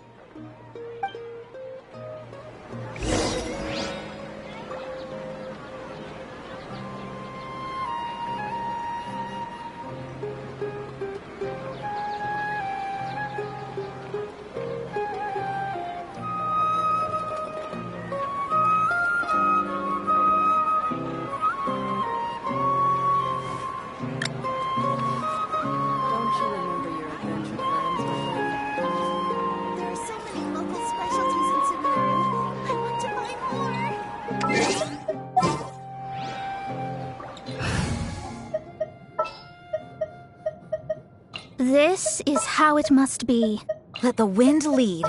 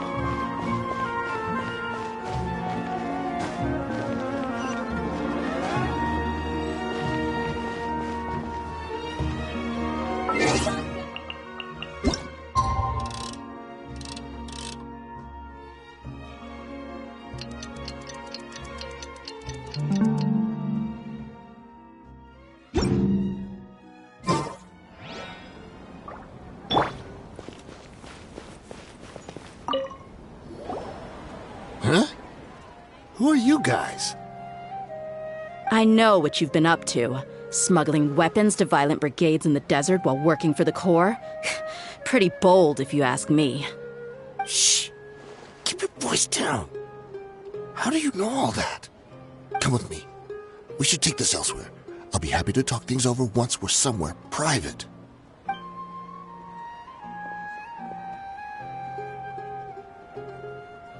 This place should do. All right. Back to my question. How did you all know about me? Don't worry about that for now. You know what kind of punishment you'll face once we report you to the Corps, I assume. Wait. There's no need to jump the gun. Let's talk this out. What are your terms?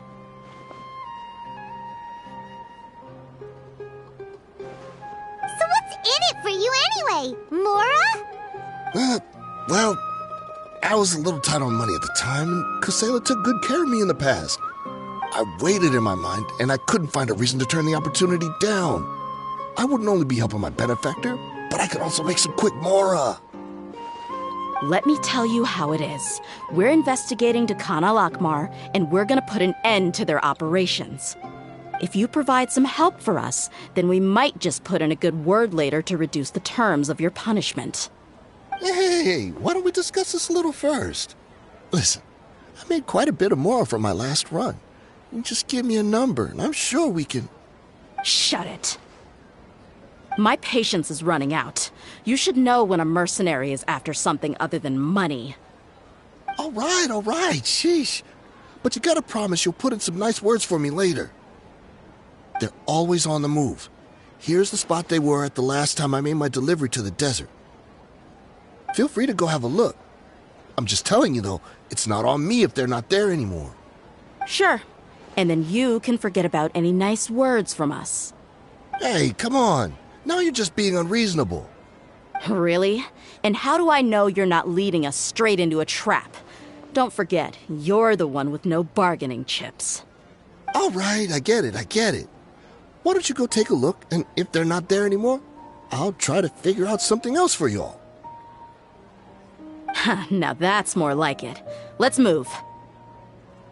And as for you, try to stick around the city until we get back. You don't want us to call the folks from the Corps and have them drag you back to the city.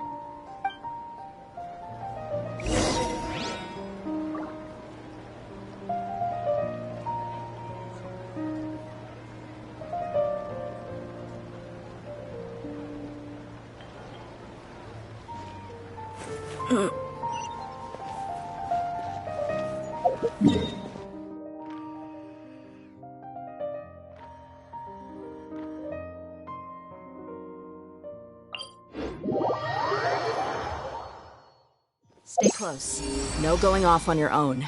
The desert doesn't take prisoners.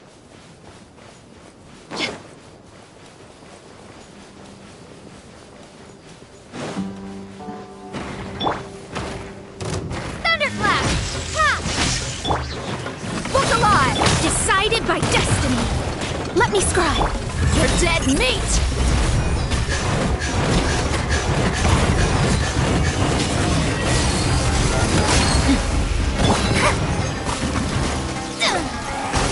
Delved into destiny. Lightning flash! Buckle up!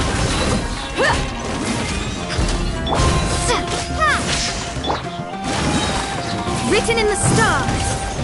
Let me scrub.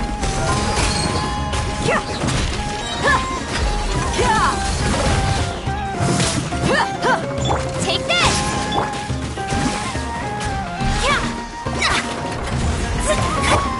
Go as blood!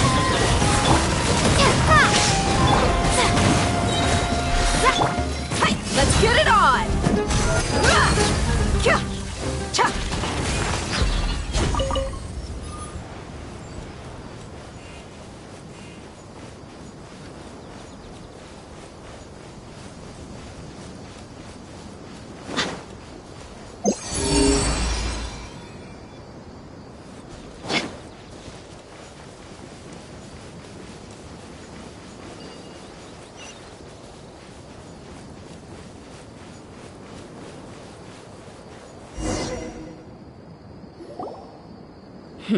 Seems like we're in luck. That should be their camp right up ahead. Let's go. We'll finally get to the bottom of this ourselves. I'm here to see Kusela. Tell him to get out here. Dehya, why are you here?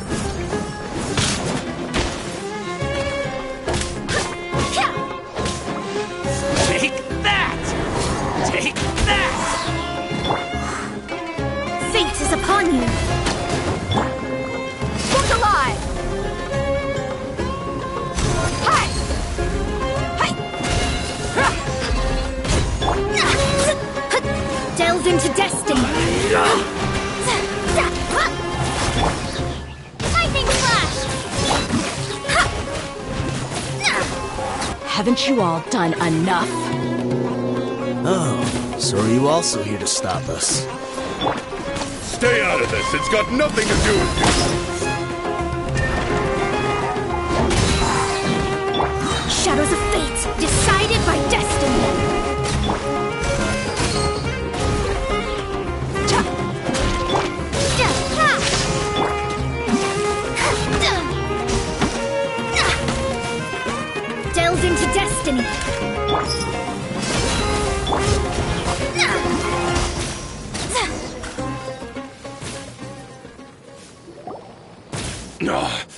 She's so strong!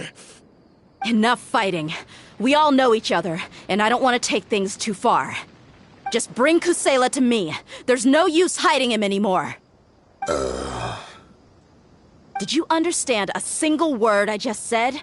Or do I need to bash your skull in some more? All right, everyone, let's all just calm down for a second. Dehya, the boss can't come out and see you anymore. He died a long time ago. What? Seems like you've been out of the loop for a while. Guess that's for the best, though. At least, that's what the old man wanted. When did he die? What happened to him? A few years ago, Kusela broke up Dakan al-Ahmar and went to the Deshret's Relics headquarters by himself. So is that when you guys started acting up? We would prefer to call it taking revenge. Every last person in Deshret's Relics must pay in blood for what they did.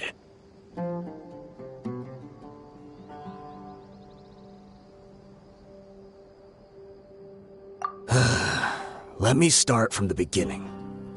Dehya, do you know how the head of the Relics maintained order internally? Overwhelming strength and unquestionable authority? Those were a part of it, yes. But just those on their own weren't enough. They had another tool at their disposal. They called it a person's record. Regardless of whether they joined by their own will or were coerced, every person in Deshret's Relics were forced to leave a record of themselves at headquarters. Whether it be their deepest sin, some unforgivable act, or their most immoral exploit, the record served both as a symbol of loyalty and the perfect material for blackmail.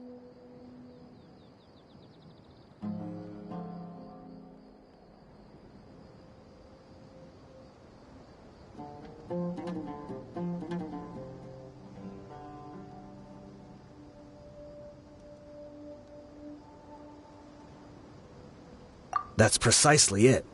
Every one of us have a record. Me, Bashar, Tikriti, and all the boys who grew up with Dehya and ended up joining our ranks. But you, Dehya, you were never asked to provide a record, were you? I never even knew this was a requirement. You were probably the only person in all of Deshret's Relics who didn't know about it. Ever since you were born, Boss had been trying to shield you from this organization's sinister rules. Not only that, but he also banned all of us from committing any nefarious acts. He said he'd take care of the dues we had to pay regularly to headquarters. But in the end, he was just an ordinary person. What could he do? He was forced to go to headquarters again and again to account for missed dues and incomplete records. He'd come up with all kinds of excuses and get beaten up as a result. We all knew he was doing that for you. He wanted to get you out of this world, no matter what it took. And that's why he became a shell of himself and couldn't walk without a cane. Wait, but that doesn't make any sense. I didn't know about any of this, and I'd never seen him get injured or beaten. Because you were too young at the time. How would you ever tell between wounds from a beating and wounds from battle? When you left home after that final argument with him, he seemed to age by a decade overnight. Even his hair went gray. So, even the blazing beasts were... Yep. It was all his doing. Had he not arranged them to come to you, you probably would have been reduced to a pulp before you ever left the desert. A few years ago, Boss said he needed to make another trip to headquarters. He was already pretty weak then, and we all assumed he was going to get beaten again. I suggested that he hand the role of leadership over to me, but he said there was no longer any need, since the Khan al-Ahmar would soon be no more. His words made no sense to me, but that night, we heard that a massive fire tore through headquarters and razed everyone's records to ash. Everyone gained their freedom that night. Many members fled, not just from our ranks, but from the other brigades as well. But how could we leave with a clear conscience? All of us who knew exactly what had happened. The boss can't have just died for nothing. Those heartless jerks at headquarters took him from us.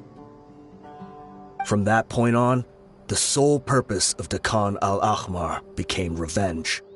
The big fire that boss started was quite a blow to headquarters' strength.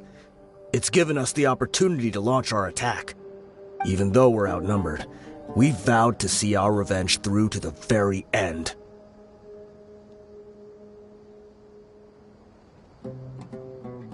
There were people from headquarters who changed their names and went into hiding.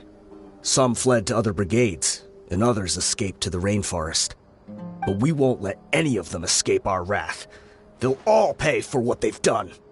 We've suffered plenty of losses as well. To keep going, we need an enormous amount of supplies, from food and medicine to weaponry and explosives. All we can do is exchange our loot from Mora, and then use that to get supplies. We forged Boss's handwriting and sent out many letters to his former friends. Thankfully, many people were willing to come to our aid. We were also able to attract many mercenaries who shared our goal. We've endured unspeakable pain to win many impossible battles. Deshret's relics have become weaker and weaker, and now we finally have an opportunity to directly strike their headquarters. Paimon doesn't know what to say anymore.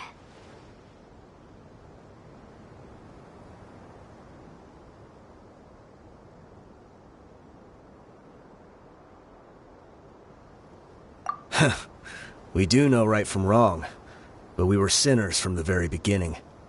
We do not deserve the freedom that the boss won for us with his life. Boss always loved his old-fashioned hero stories. Those tales about sacrificing yourself to save the world. We used to always laugh at him for it. But in the end, he really went and lived those stories out himself. As for me, I never considered myself a hero. We're all the lowest of the low. We have no right to even imagine such an existence. But maybe those hero stories he liked foreshadowed everything that was to come. The spirit of the hero touched all those he had saved, and more people joined his cause. Maybe we were all just acting along with the play in the beginning. But as we acted the parts and recited the lines, we were drawn in. And now, we want to see the story through to the end. I'm sorry, Dehya. I know you always found us insufferable ever since you were young. Just think of this as a madman ranting. I'll go with you. Huh? Dehya? You want to go with them? I grew up with these guys, and I know they're not bad people. It's just that some situations get so bad that it's difficult to tell good from evil. All I know is that Deshret's relics must be destroyed. Furthermore, I want to go see the place for myself. I want to know if my father is still there. I know you don't want to get involved in this, so there's no need for you to tag along. I can do this on my own.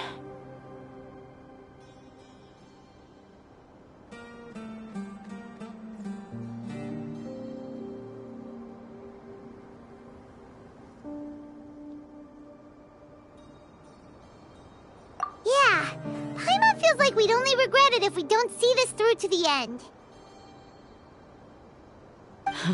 Thank you. We'll be a lot stronger together with you. I bet Boss would lose his mind if he ever knew you'd join us at the very last moment like this. Considering all the losses and injuries we sustained, we can't afford to turn down someone as powerful as you. He can think whatever he wants. But the fact is, I owe him this much.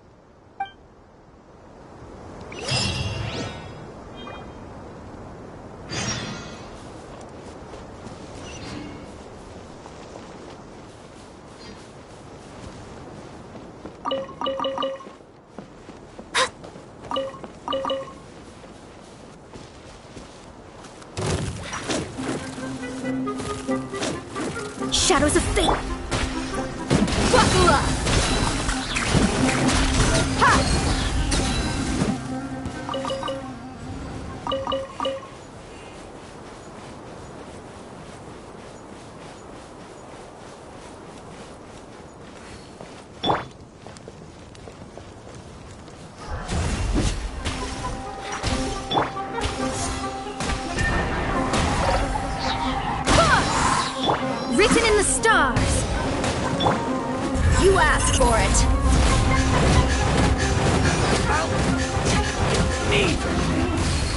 Time to go to work.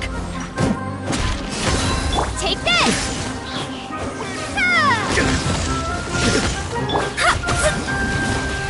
Let me scribe. Now you're testing my patience. Gotcha.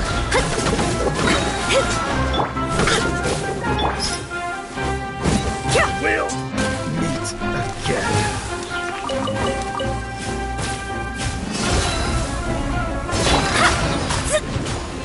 Delve into destiny.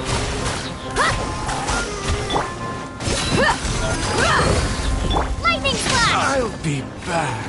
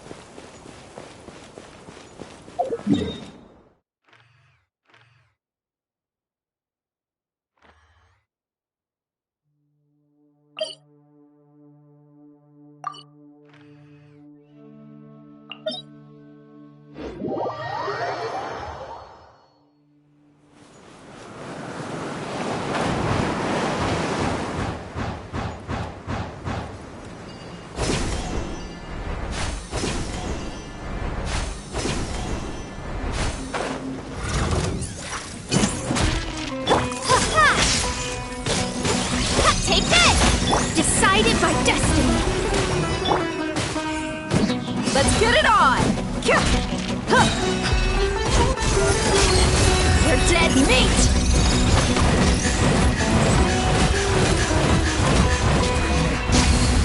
Lightning flash! Bellowing thunder!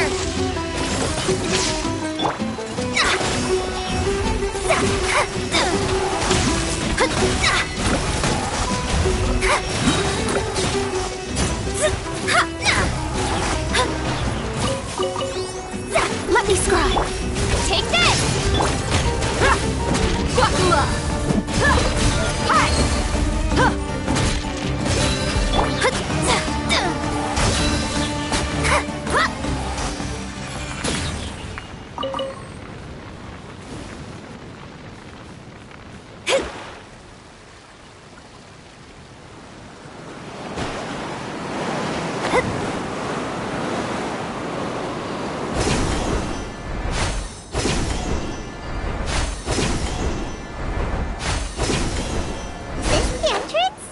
We sure didn't run into much trouble on the way here. Should be. I don't think they have enough manpower left to post guards and defend their perimeters.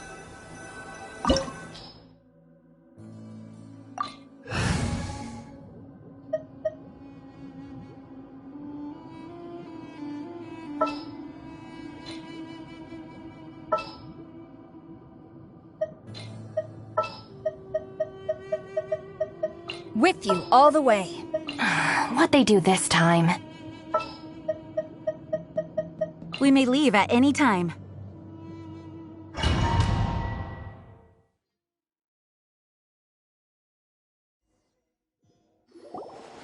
Wow. Paimon didn't expect it to look like this on the inside. They should all be holed up in here. Don't know how many people they've got left, though. Who cares? We'll round up all of them. Still, we should be careful. Even if they've only got one shot left, it could still take us out.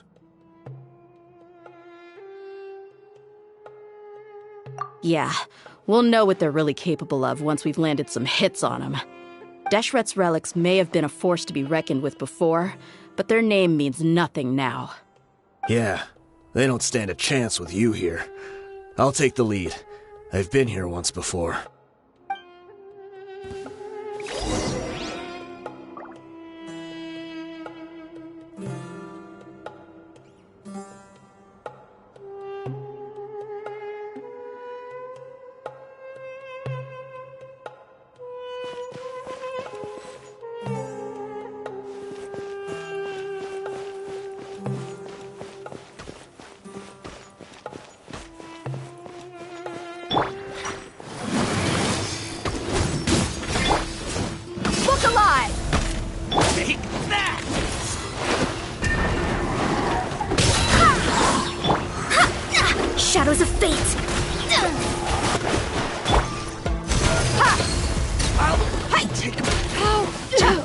useless. Buckle up! Let me scry!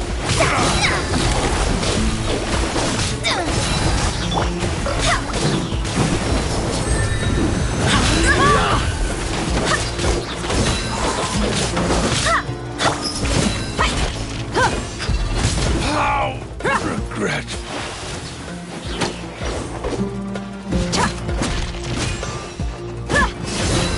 Shadows of fate!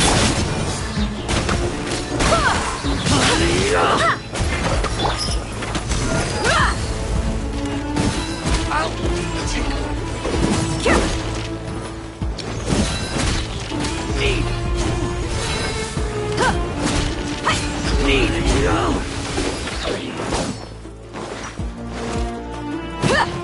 Let's get it on! Let me scry! Try to keep up!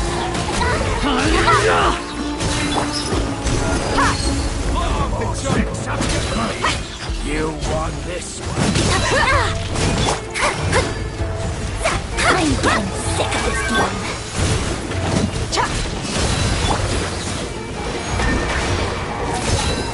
Going flat!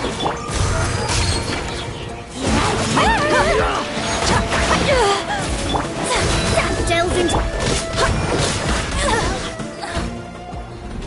This way, follow me. We're almost there.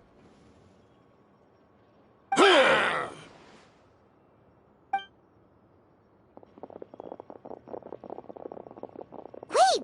They went charging ahead without checking for any traps! Hey, you guys okay? It seems like we just got trapped in here. Don't think we triggered anything else. Watch out, the enemy's coming from ahead. Well, now that things have come to this, seems we'll have to fight our way through. Don't worry about us. We knew something like this could happen. Go and take a look around. There could still be another way through. Let's go! We can't let the boss down! Let's check if there's another way! The sooner we can make it through to help them, the better.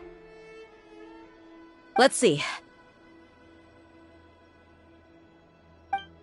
I think I see a way through over there, but it's being blocked by something. Let's try our luck with that mechanism. Okay, let's go!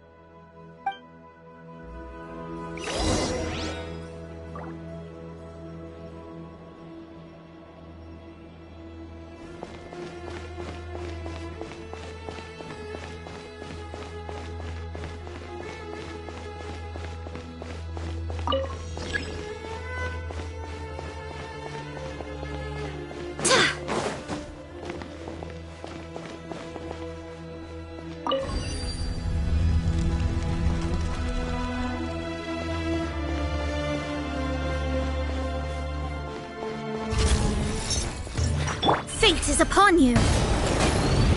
You asked for it!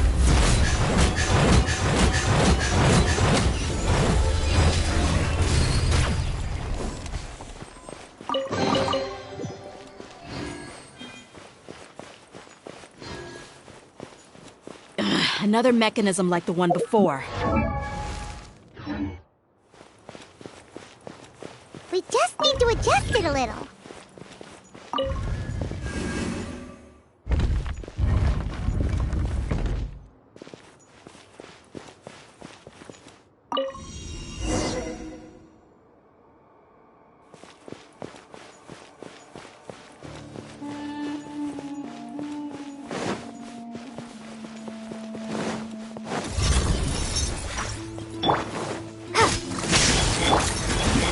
Shadows of fate!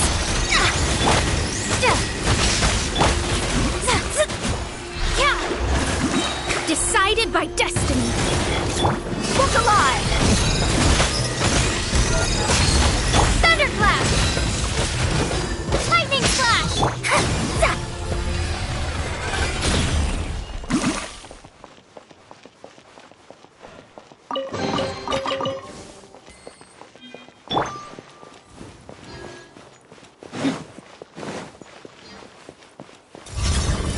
Buckle up!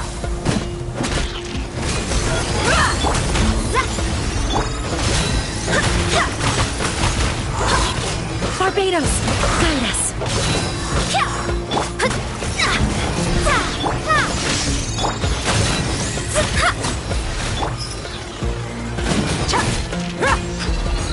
Let's get it on! Delve into death. Take this!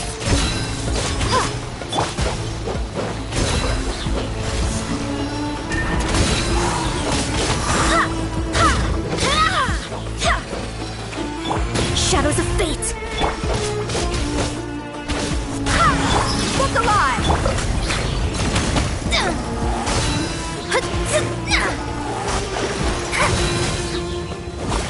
Delve into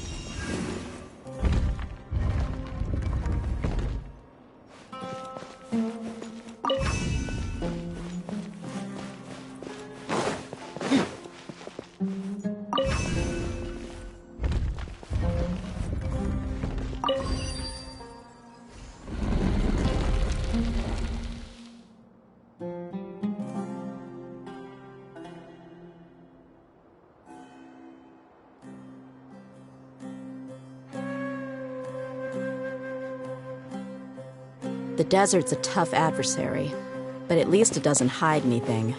What you see is what you get, and whether you take on the challenge is entirely up to you.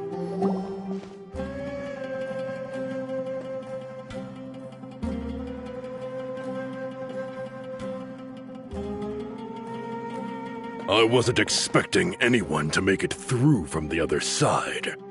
But as a desert dweller, I suppose we should be used to our folks defying all expectations.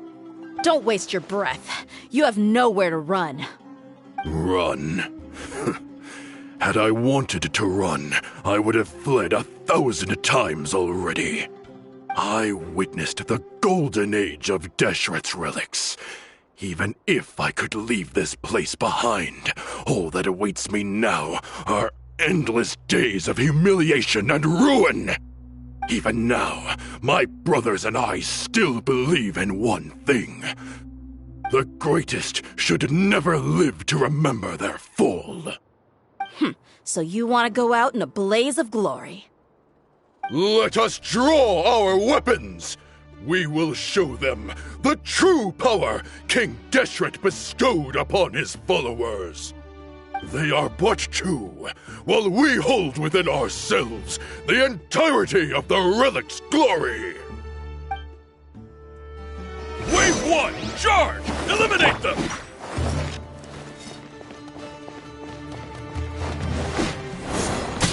Law of the jungle! Fate is upon you! I swear by my sword! I'll be back. Time to don't think that you've won. We're just getting started.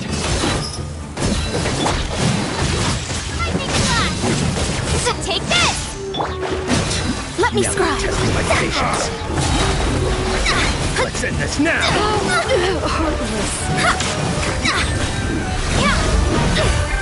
Gotcha. Look alive! Will. Delve into death. King Deshret will not abandon any one of his followers.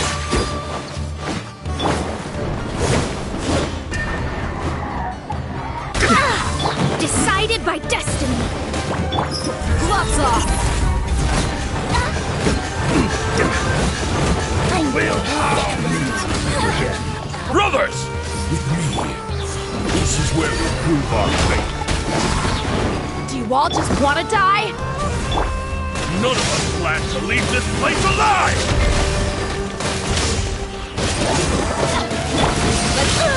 Spread your wings and raise a storm! Barbados, guide us. Lord of Sand, Where do you think you're going? is ready. Fate is upon you. Take this! Dead meat! Oh, goodbye. I will not. The golden slumber. The commander has finally fallen. But they're still coming at us! This place is like a gladiator's ring. They just keep coming no matter how many we beat! Yes! Keep fighting! There's no need to fear, and no need to back down! This is our last stand! When the next wave comes, try to draw away their attacks. I'm going to see if I can take out that high platform.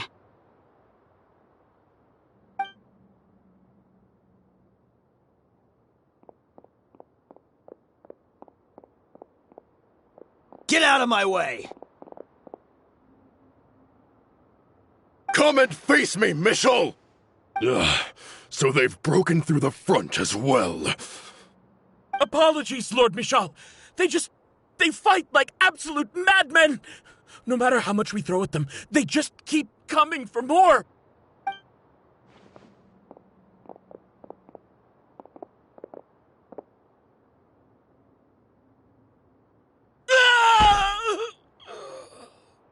So, it would seem like this is the end. Time to pay for everything you've done, Michel. You think I would give you that opportunity? I will be buried in the sand alongside all the rest of our fading glory.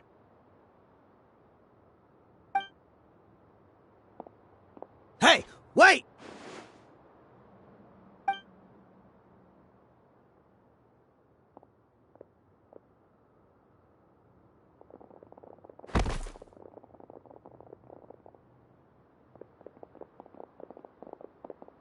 We were too late. It's over. There's no more need to fight. But if you're still going to cling on to your so-called mercenary's pride, then I'll give you all a good beating as well.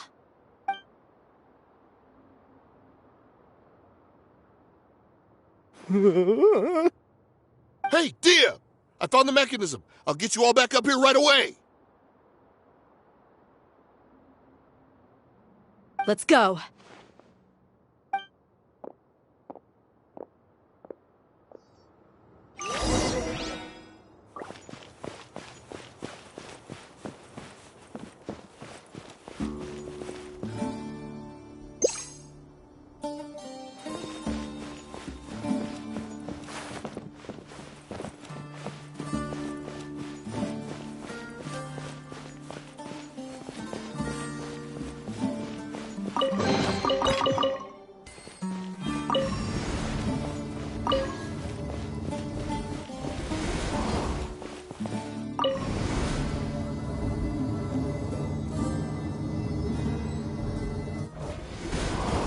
Who are you filthy rats? And why are you always pestering us?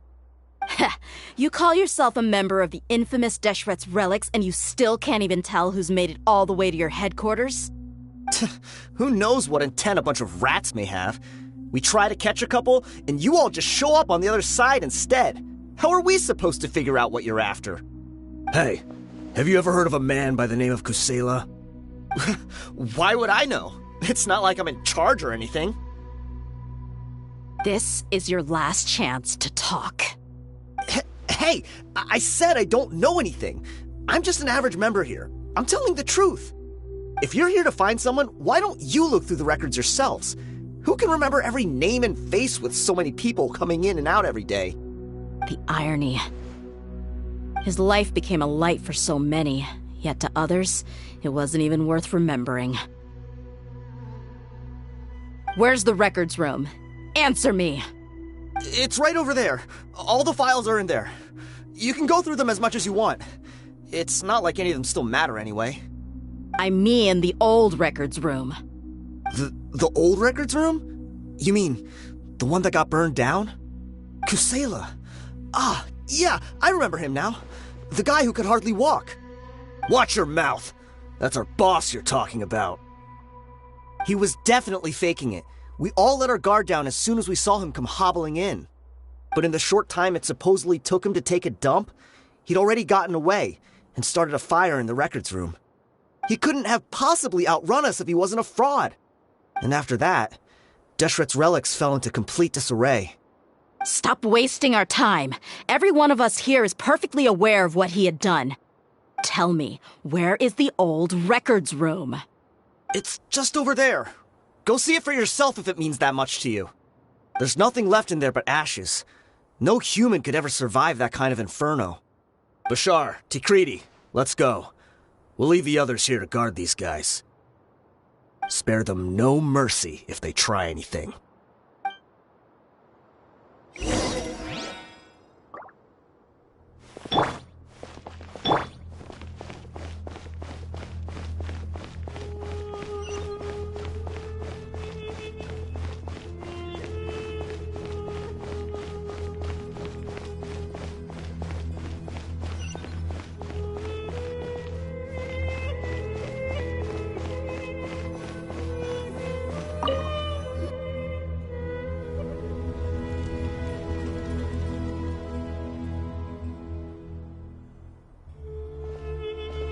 So, this was his final destination. How did he do it? Getting past all the guards with a limp and sneaking in here to start a fire? If he was nimble enough to do that, then he must have been able to get out of here after starting the fire, right? Dehya. I'm sorry. I know it's just wishful thinking. Let's look around. Maybe we can find something that's been left behind.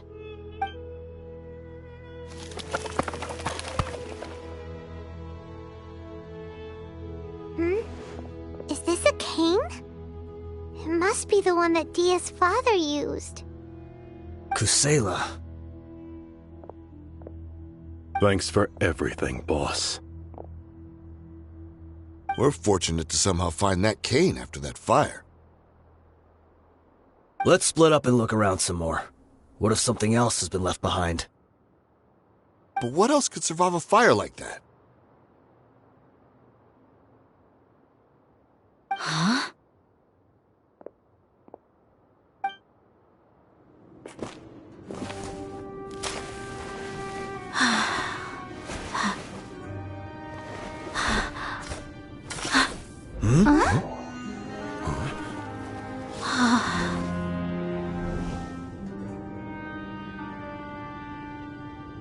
Thought so. Wait! Isn't that the toy sword you played with as a child?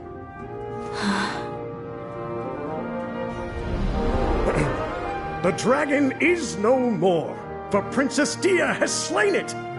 Its head now hangs above the city gates. Her bravery has brought eternal peace and prosperity to us all. Dehya, come on. This is the most important line. You can do it. But Dehya, you defeated the dragon. Everyone's waiting for your speech. Still too shy, huh? All right, I'll do it. I hereby proclaim our victory. Evil shall plague us no more.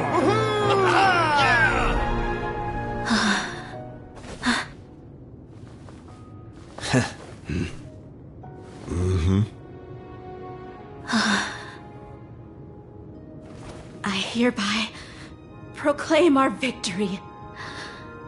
Evil shall plague us no more, Dad.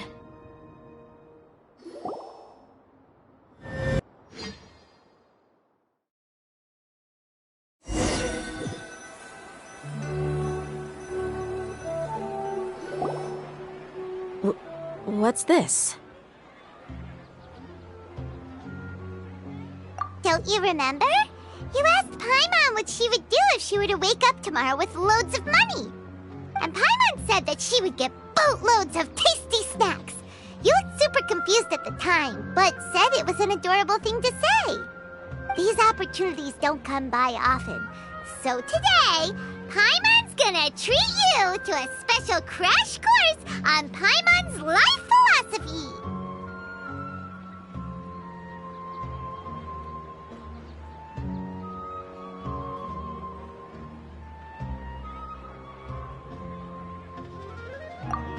come on! Paimon's not that stingy.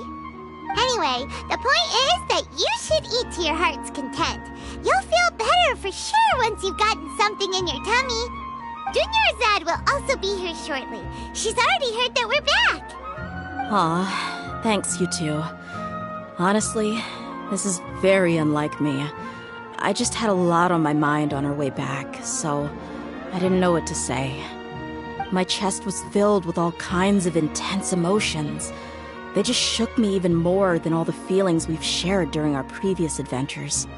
But when everything came to an end, those emotions also vanished without a trace, and I was left feeling more empty than ever before. It was as if I'd lost the thing that was most important to me. Yeah, you're right. To many mercenaries, Mora is the most important thing in the world. But perhaps to us, it's the most worthless thing of all. Idrisi and the others all used to say that they would quit if there was no Mora to be had. But when it came to avenging my father, there was no Mora to be made anywhere.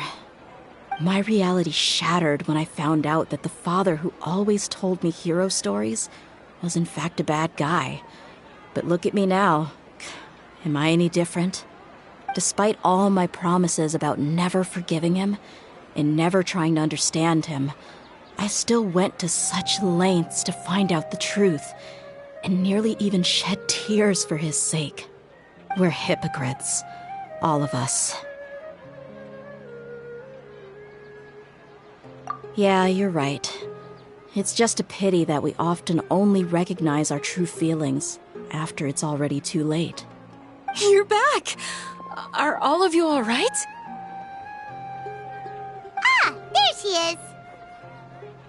Yeah. Many people from the Corps of 30 came over, and I just wrapped up everything with my dad. All I can do now is wait for their verdict. Huh? Dehya, you're looking quite down again. Paimon will explain. A lot happened while we were gone. I'm sorry. I really should have controlled my emotions better. I just... It's all right, my lady. You were hurt by all of this as well. Truth be told, I'm starting to feel a little guilty watching you cry like this.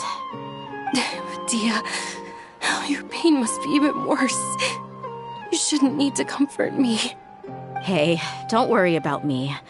If anything, this whole thing has finally shown me the difference between illusion and reality. My father probably thought that people could settle into new lives as long as they moved to a new environment. That thought has even crossed my mind a few times. It's like saying, what's wrong with adapting to a new life? However, there was always something deep within my mind that refused to accept it. This impulse brought me great turmoil, and even made me feel ashamed for turning my back on your father's kindness. But now that I consider it again, it all makes sense. The desert sands are a part of who I am, and I will never be able to lead a peaceful existence. I understand how you feel. That doesn't mean I won't be making any changes to my life, though. As an example, I'm now thinking about taking on some small odd jobs. It's just like Idrisi said. I also want to catch up to my father and become a character in his play. Even if the ending of the story may be childish and ridiculous, it won't really matter. Isn't that neat, though? Oh, you'll be a whole new kind of mercenary, one that's not out for Mora. Why don't we go for a change of scenery once we finish eating? What about stopping by the Grand Bazaar again? Right. You said you wanted to get a rug for your family. We'll come along too.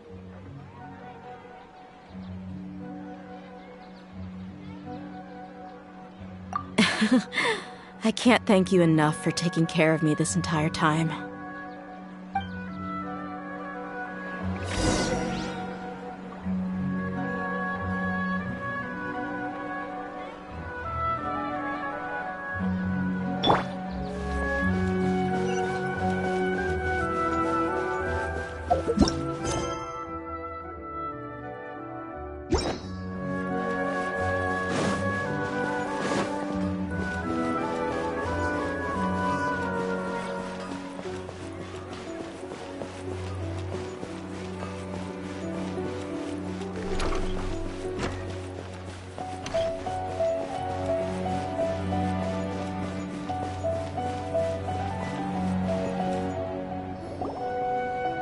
This rug here is quite something. The craftsmanship is exquisite, and the fabric is also of high quality. Ah, here you are. Finally, I found you. Hey! Aren't you that mercenary who bit his tongue? You can still talk? Wait, are you here to take revenge on us? What are you talking about? Do I look like I can take you all in a fight? I just came here to give you something. I'll be on my way to give myself up to the Corps after this. Once I woke up, I hurried to the Khan al-Ahmar's camp, hoping to alert them to your presence. But when I got there, I found no one except the members who were still too injured to move. Ah, so you probably got there after us. Yeah, they told me that they had exacted their revenge, and everyone had turned themselves in to the authorities. Even that last camp was not going to last for much longer. I had joined the cause to repay an old favor from Kusela. Now that everyone's already turned themselves in, I might as well do the same. One of the injured members gave this box to me, and told me that it contained some of the old man's last possessions. Everything left in the camp will get confiscated, so I figured I should get this to you before the Corps could get their hands on it. Thank you. No worries. We are all just living our own truths. There's no need to comment or judge anyone for it.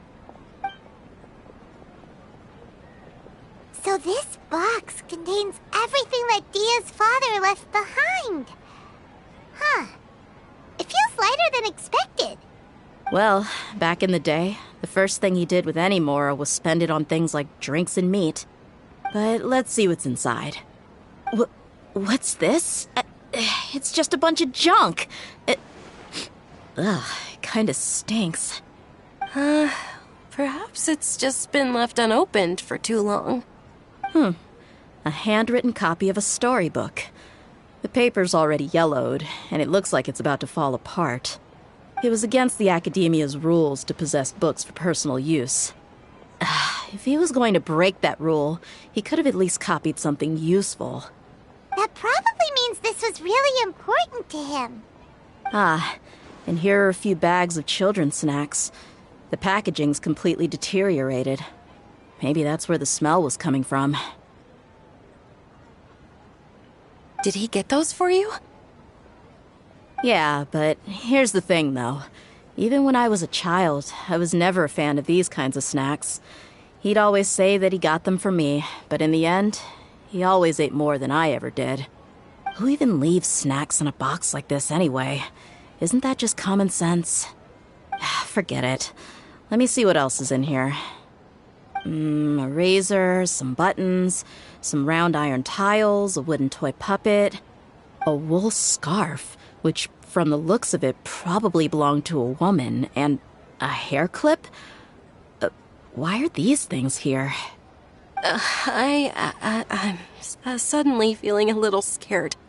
I'm sorry, my lady, but this is just the kind of man he was.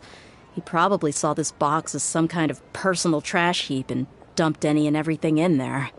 2 empty liquor bottles. Tell me, you guys, are these the kinds of things that a normal person would leave behind? Huh?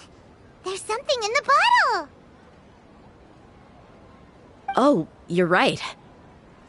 All right, I got it out. It seems to be a piece of paper with some writing on it. The bottom part's all damaged from moisture, though. Let's hope the writing didn't smudge. I was suddenly seized with an urge to write a letter after finishing this bottle. I just folded it up and left it in the bottle, though. If I end up forgetting about it, it won't really matter. To Dehya. It's a letter for me? It's all right. I'll just read it out.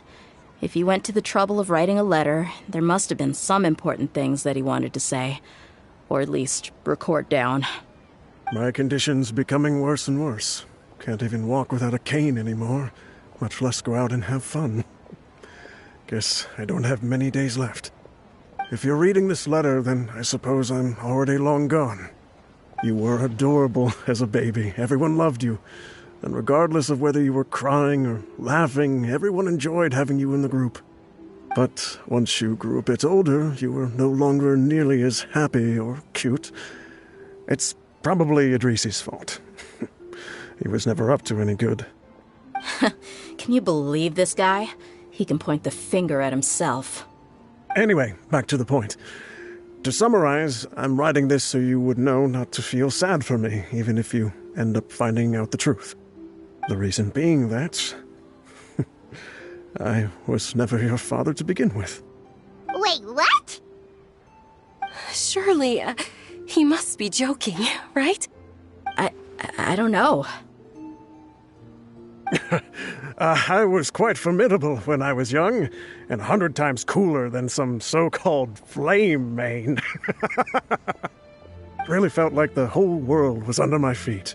With just a teeny tiny bit of effort, I felt I could rule over the entire desert. But as fate would have it, I went out into the desert for a drink one day and discovered a baby in the sands. It was you. You were just lying there, small and helpless. You were so tiny that if the wind blew for just a little while longer, you would have been buried forever. But your cries were so loud they made my head hurt. Now that I think of it, you really were a bundle of energy.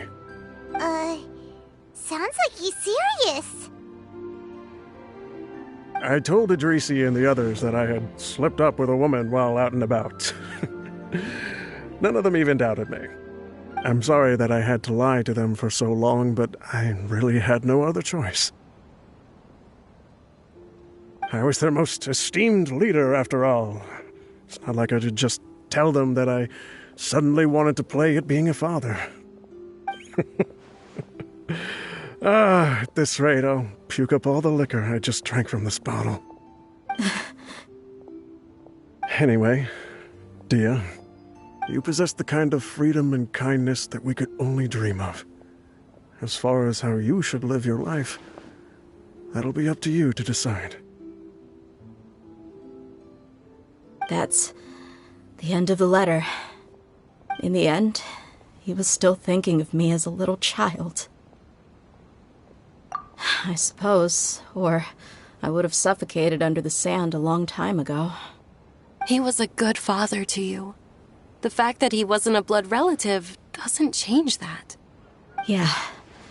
It's just a pity that we had to learn the truth of everything like this. Do you already have some ideas about the decision that he wanted you to make? I do.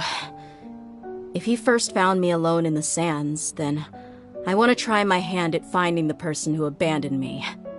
I just have one wish. To tell them a story.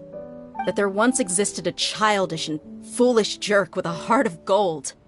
And that only under his care was I able to grow and mature into the person I am today. If you end up finding any leads, can you share them with us?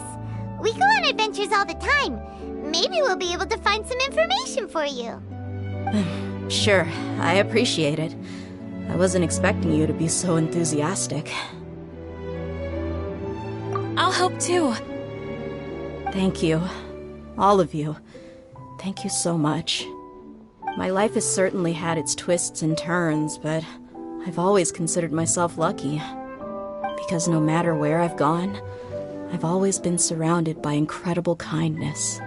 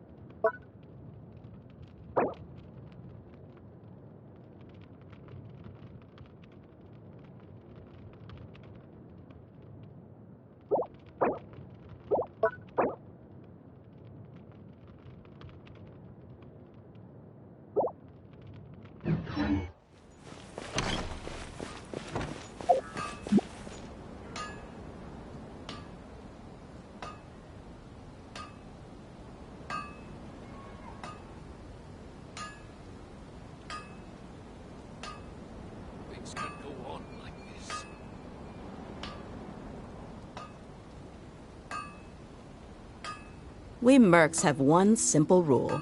Whoever pays the most is your new boss.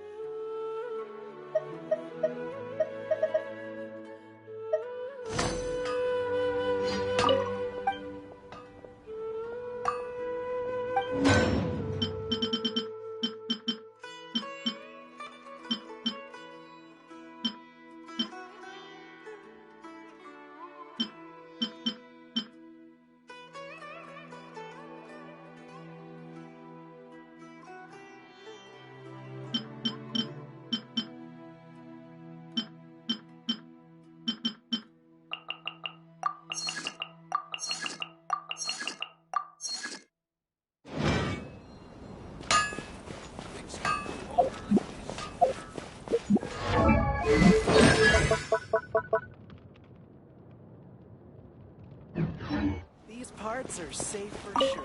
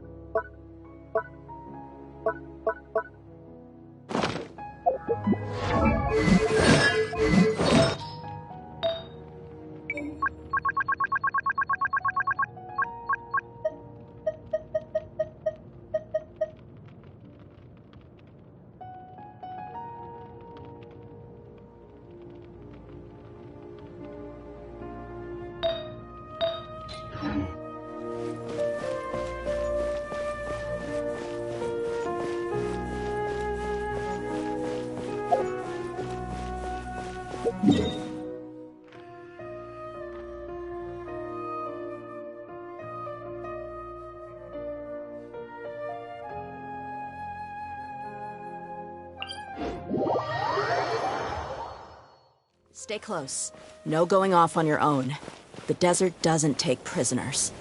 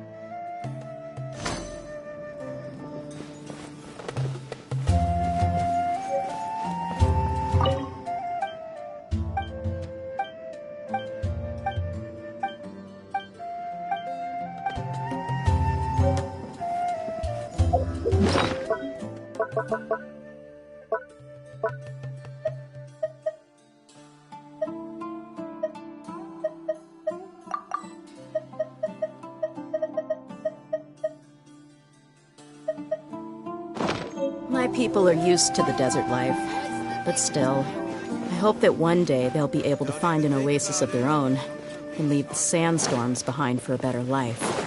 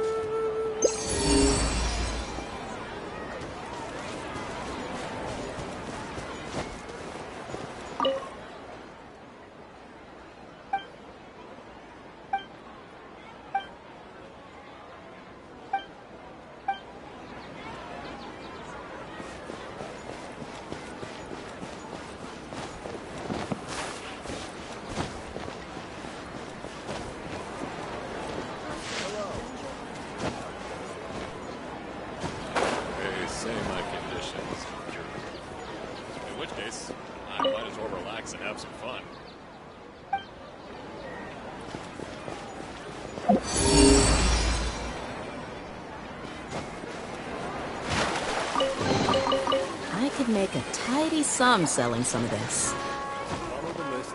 Distribute the product.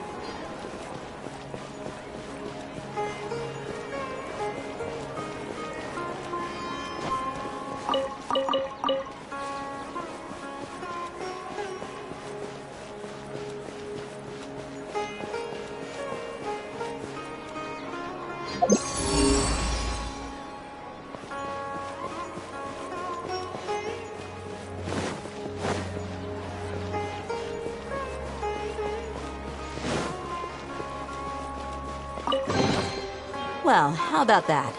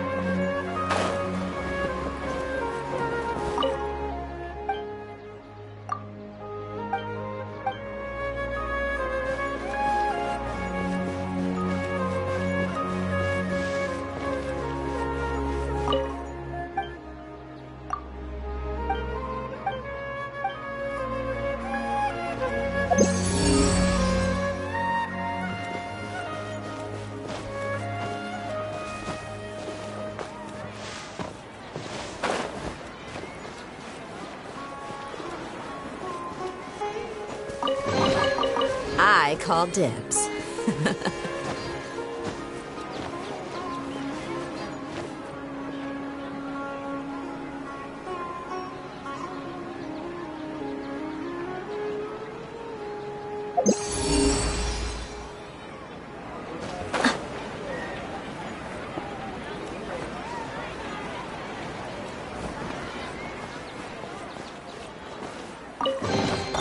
I could make a tidy sum selling some of this.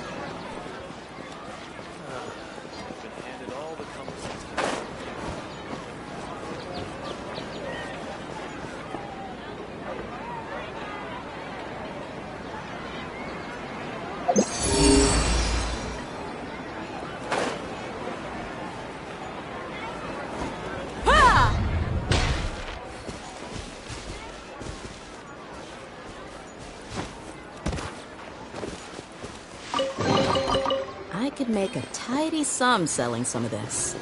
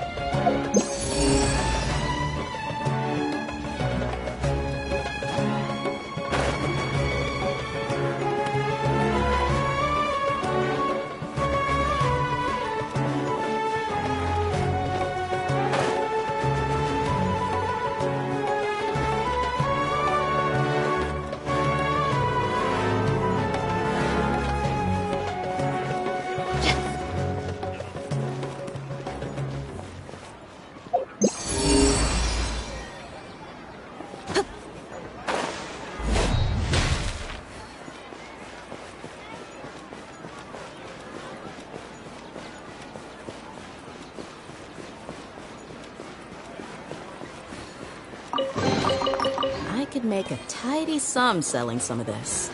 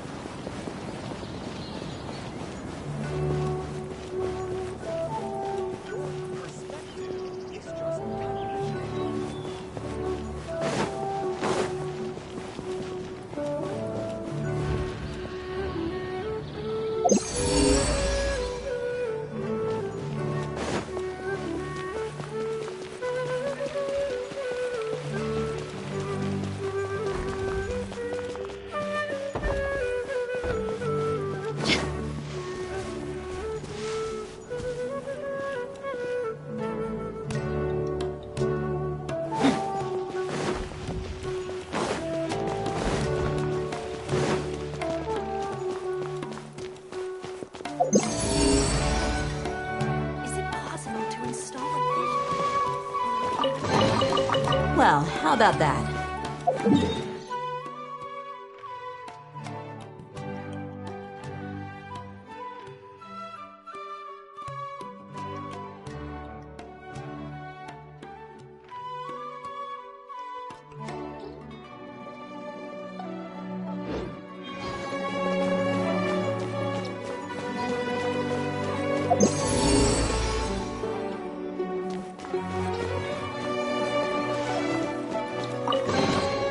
I call dibs.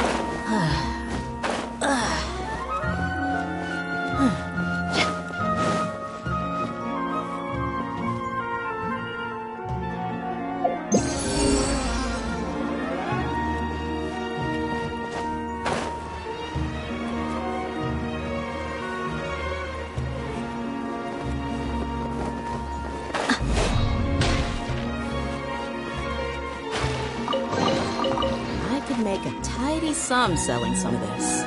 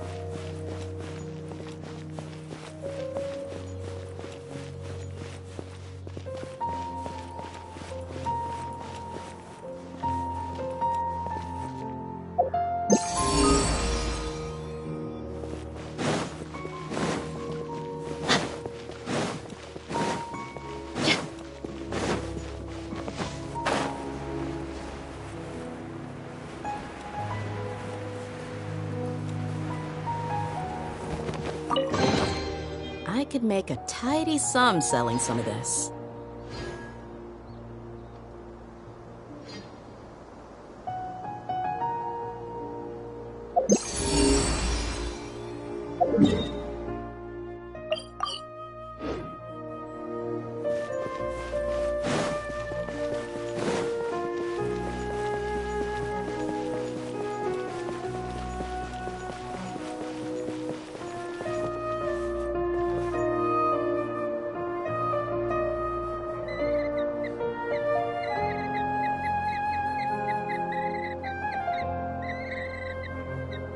The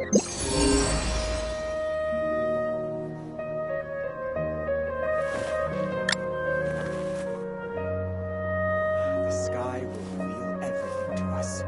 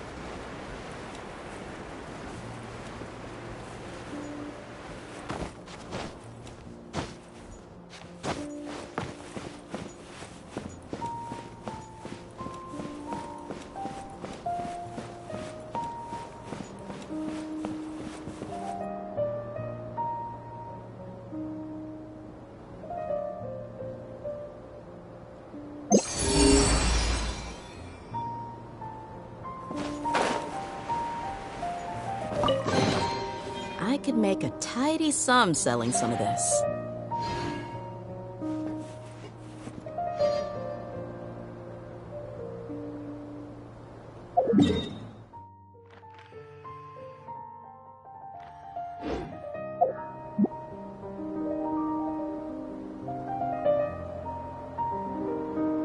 We mercs have one simple rule. Whoever pays the most is your new boss.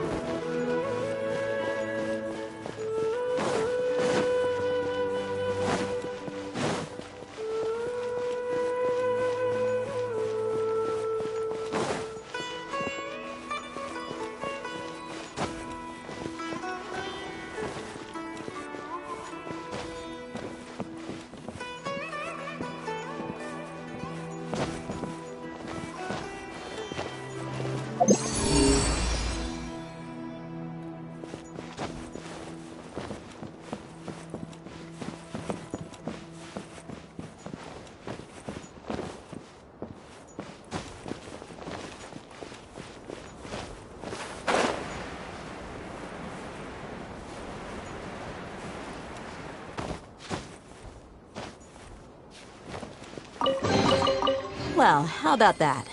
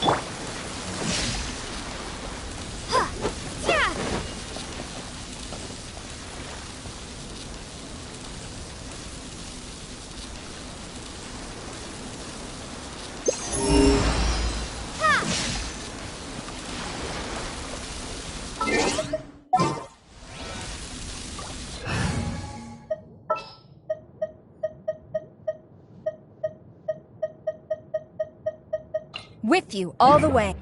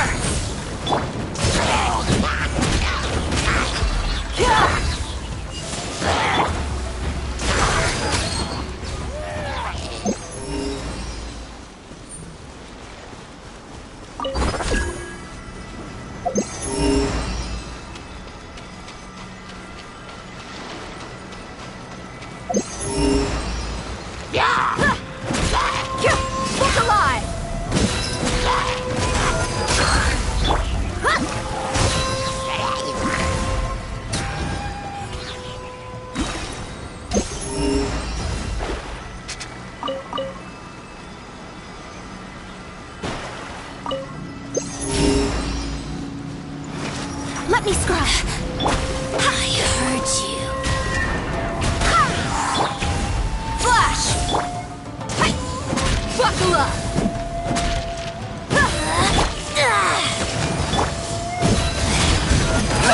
Fool, be gone! Written in the stars. You asked for it. Pertinent fool, be gone! Look alive! Quiver! Out of my sight! Got you! Delve into destiny.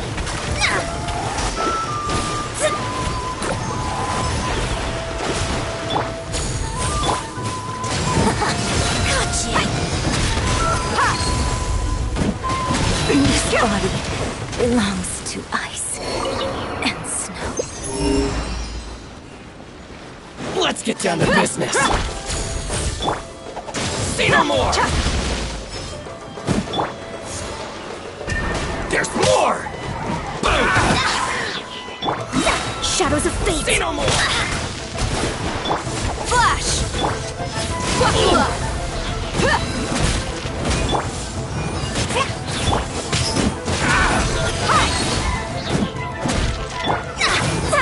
More! There's more! Say no more! To the fairy. Let's get it on! Finally, No.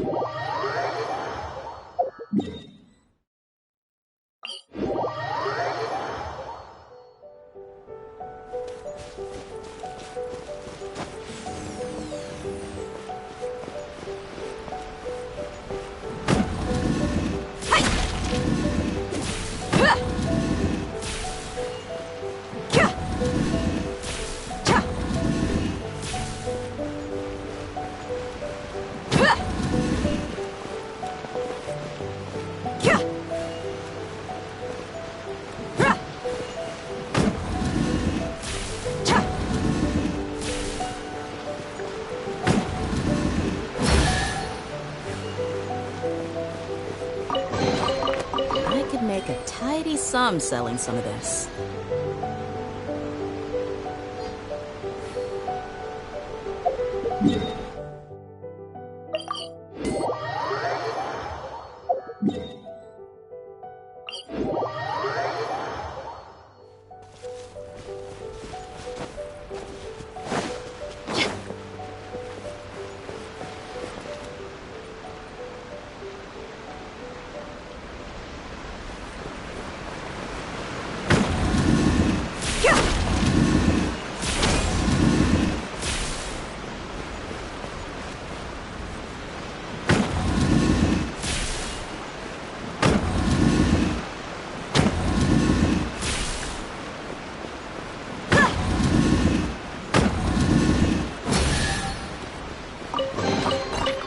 Make a tidy sum selling some of this.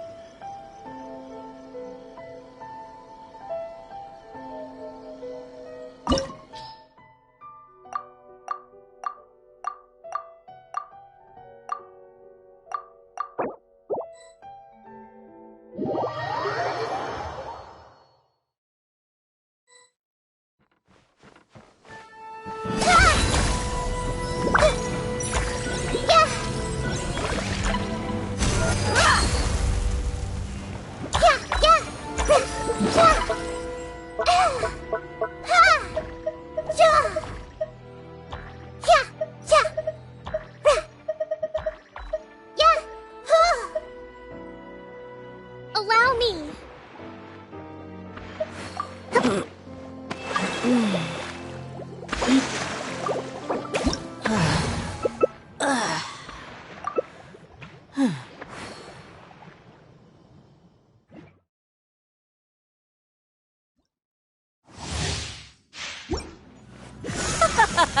You're trembling. Is it the cold or just cowardice? Gloves off!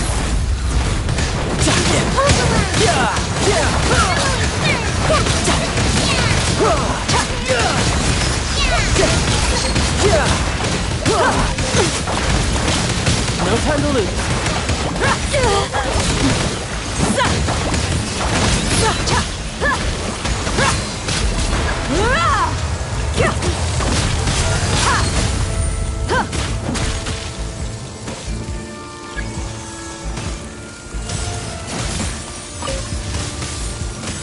Allow me.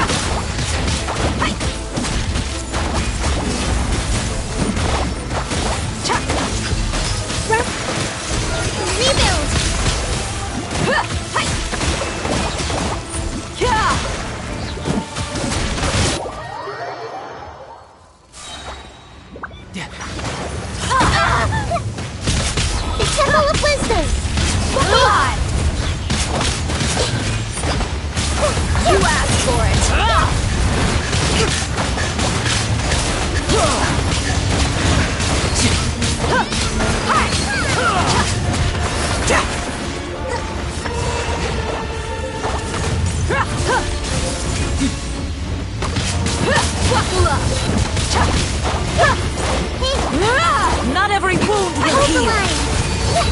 Barely knowledge.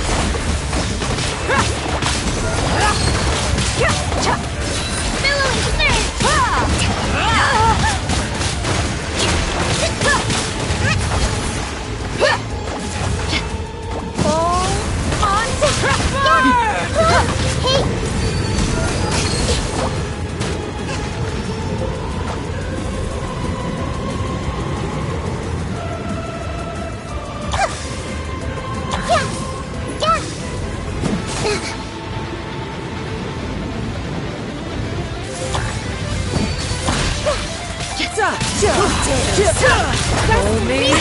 A witch! Dead meat! I never asked for redemption. Never.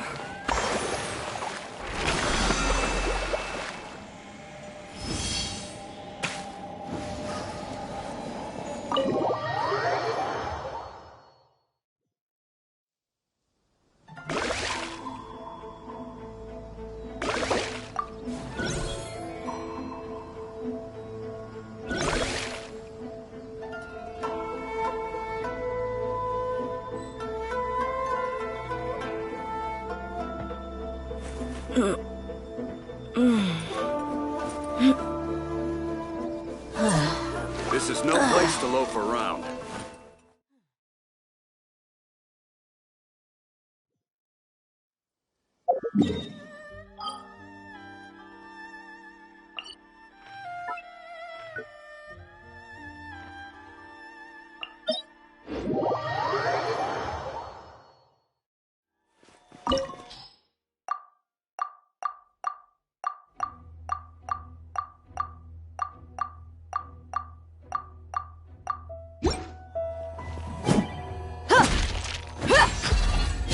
Let's get it on!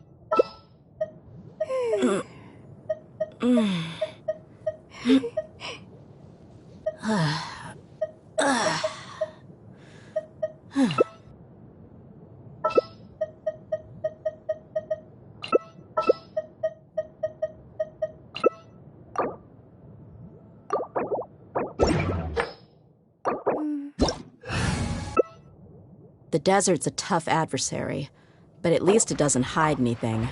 What you see is what you get, and whether you take on the challenge is entirely up to you.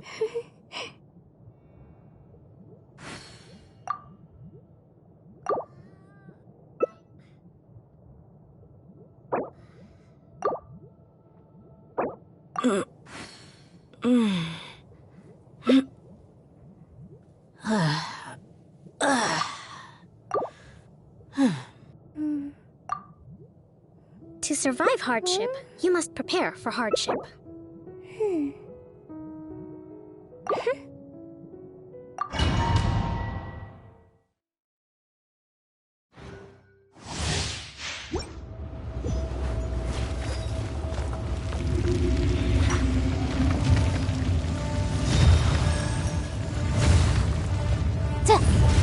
You dare overstep your mortal authority?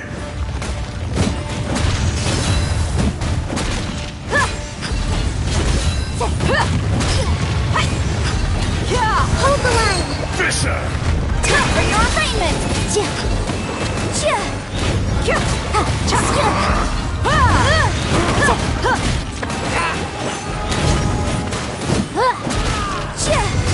Incinerate!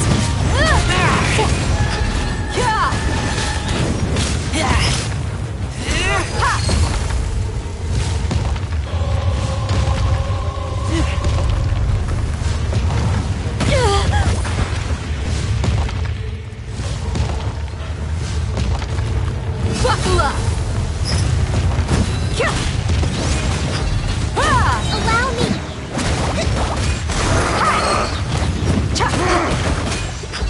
Gloves off! There is no atonement for 1,000 years of pain! Let's get it on!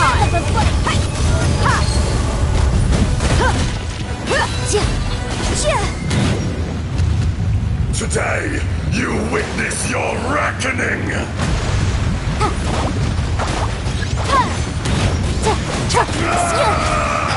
Covenant of the Deep! Stay alive!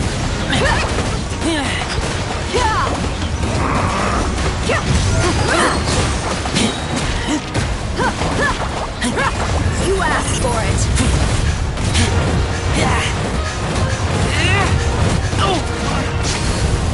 Fisher! Let's get it on!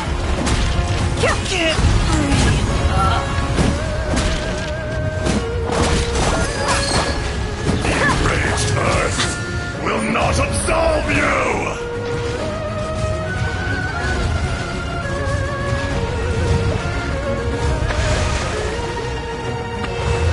You stand upon your tomb, though you know it not!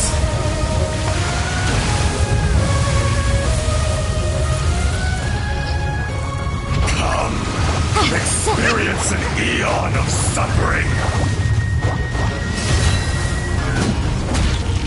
Hold the line!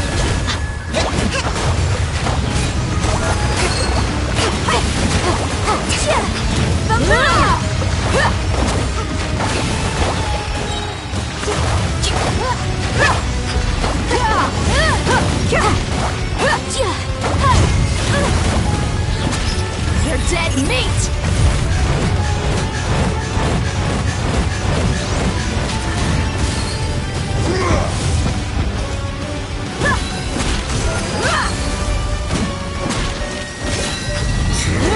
Dust!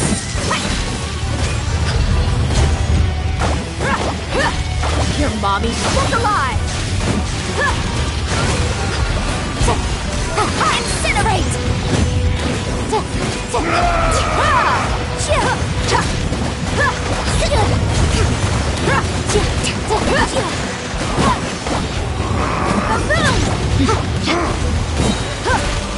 The law has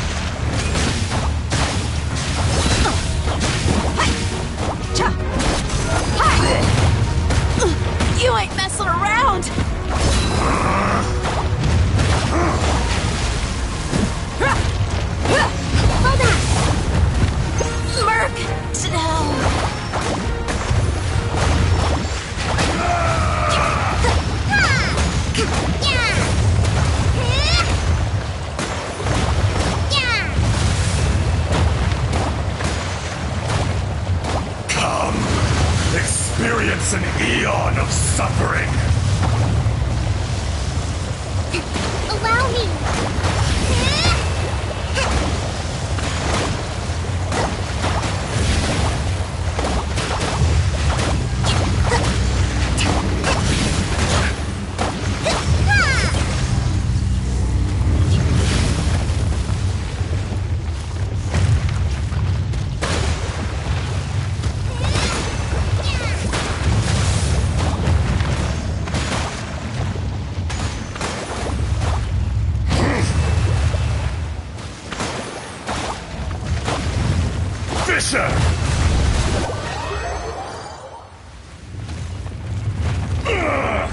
I will not be destroyed.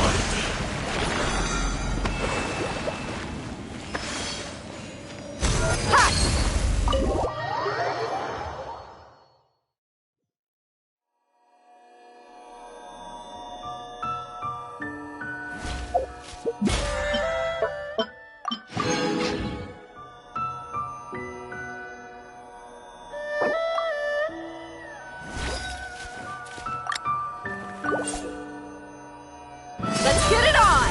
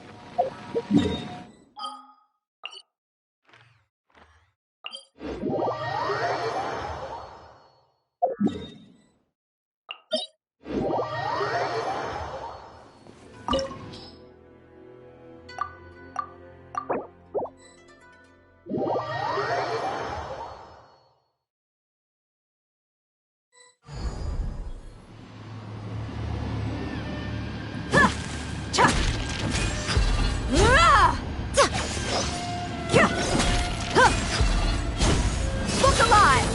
Hi!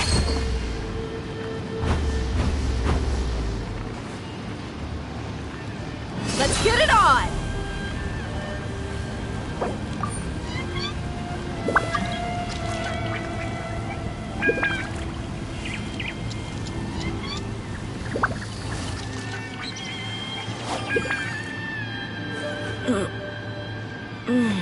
Wait.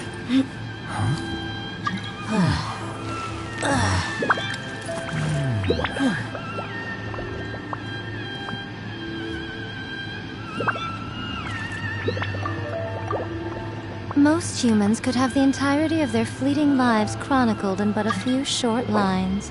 Their stories really make for terribly dull reading. The scribe's work is simple, which is exactly why I took the position.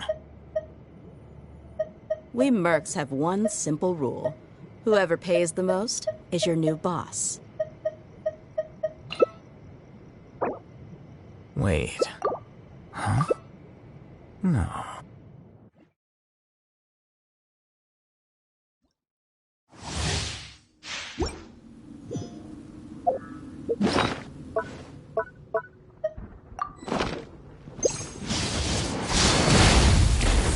Let's light it up! Look alive! Here we are. Adventure time!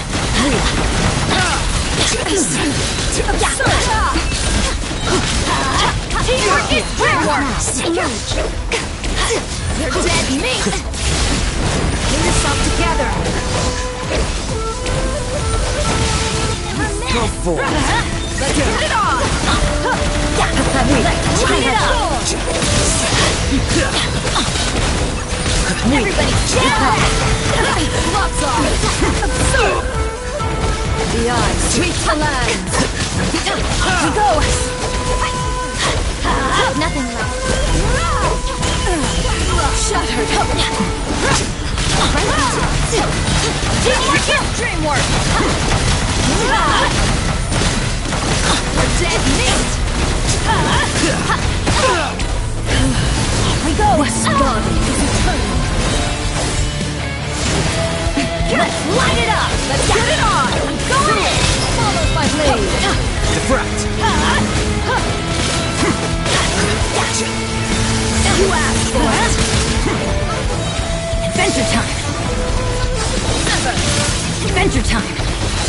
As expected. Light it up! Witness the final calamity! Come on! Learn! Going in! I'm always watching! Get out of here! Out of the way!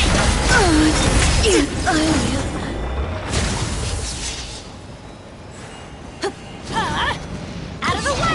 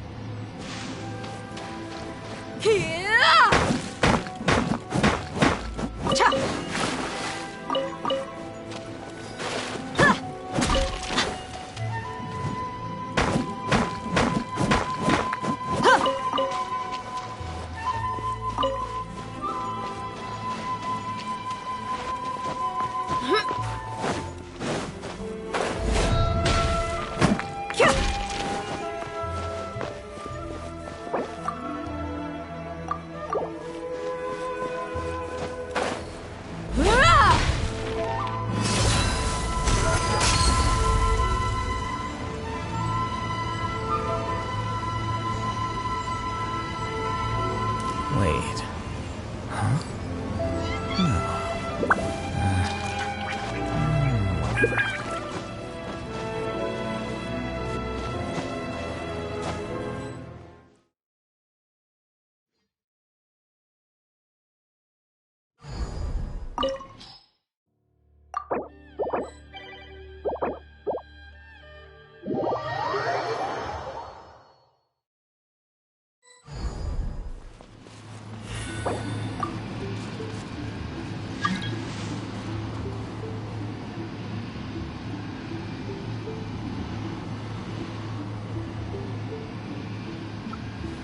Wait. Huh? No. Whatever.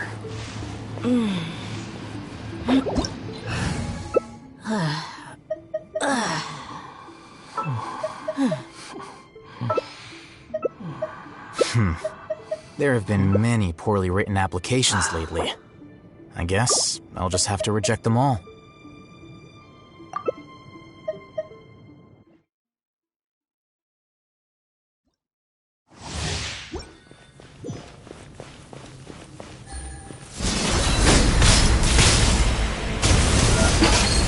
Shine down! Right here. Inferior. Now you shall perish! There's no escape! Absurd! Inferior! Lie sweeps the land! Quiet! Gloves off! Illusion shattered! Shattered! Inazuma shines eternal! I always right now. There is no look alive. Lightning falls on the land of eternity. Now you What a dreadful ending.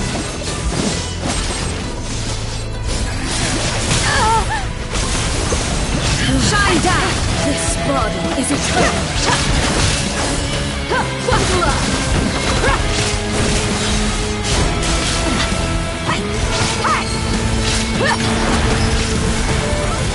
Perish!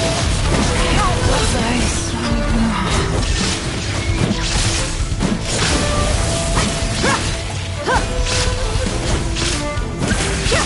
look alive! Witness the final calamity! Shine down!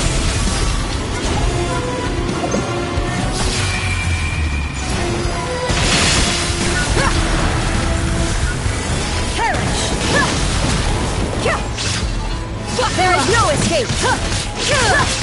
In the mortal plane of fleeting dream.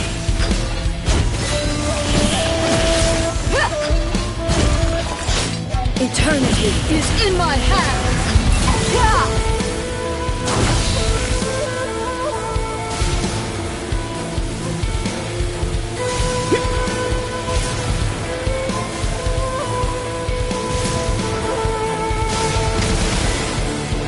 Let's get it on!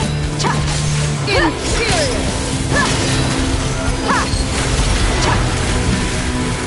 Perish!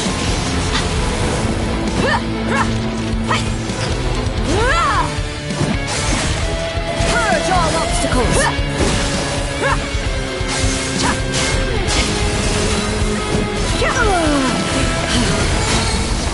You're dead meat!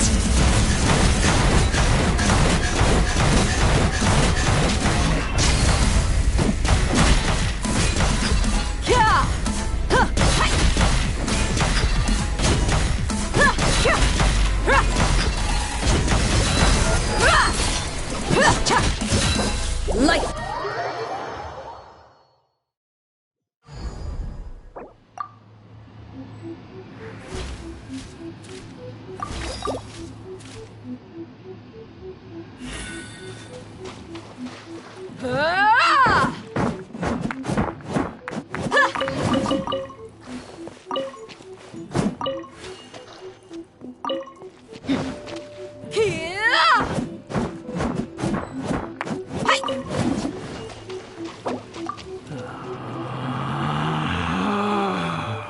Relax.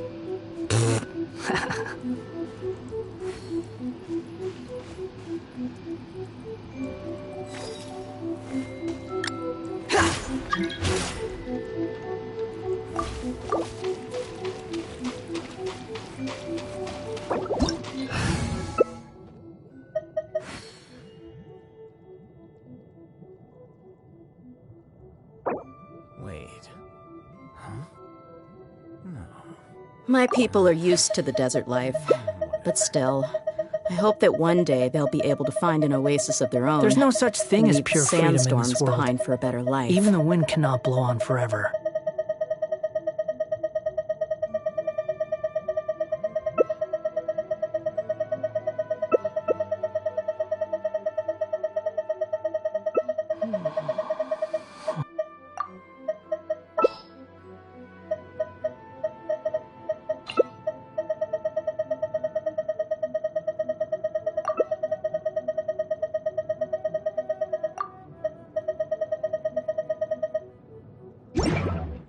You think I've got a sharp tongue? I just tell it like it is. If someone can't handle it, maybe that's their problem.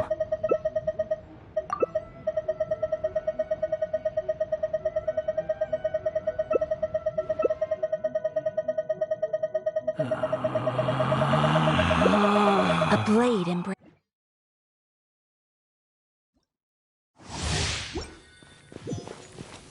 Book alive! Strike dead!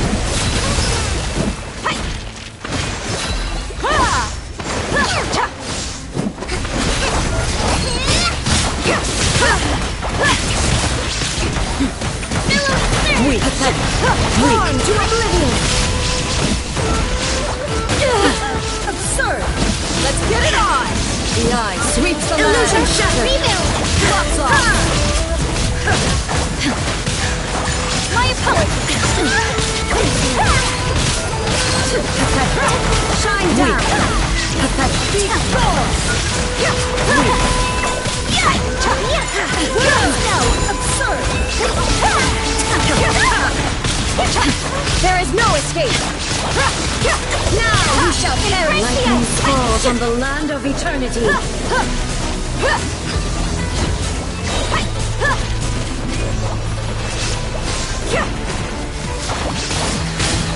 You ain't messing around! Buckle up! This body is eternal! Under oath!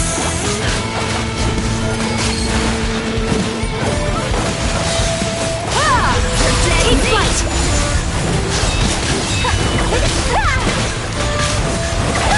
There is no escape! Deathless! Let's get it on!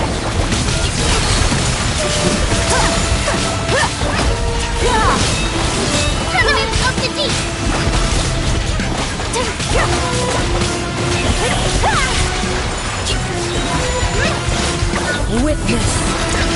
final calamity! Buckle up!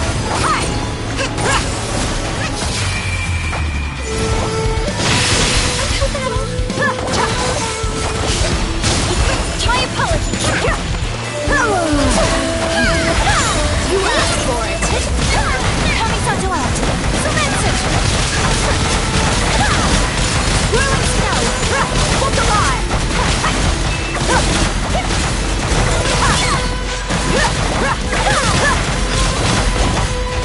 Take flight!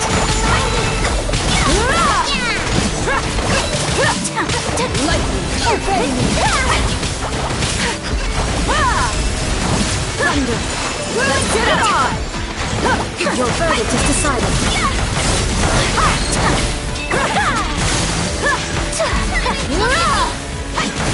Take flight!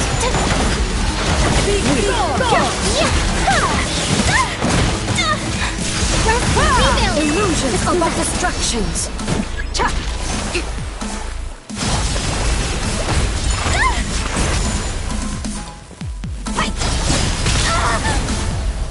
Look alive!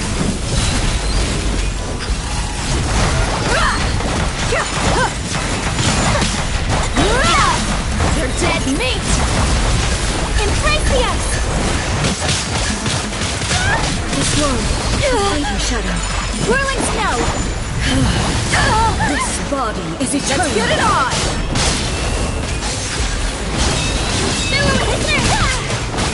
My apologies! You asked for it!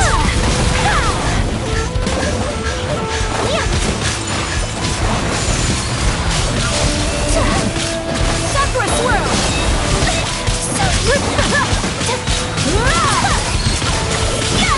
Take flight! Witness the final calamity! Hold the line! Look alive! There is no escape! Whirling snow! You're dead meat! Impressious! Take flight! Buckle up!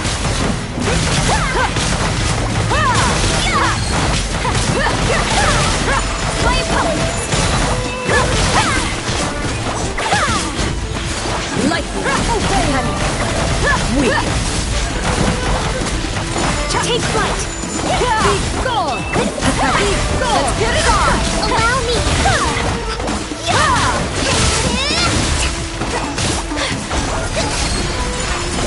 My apologies!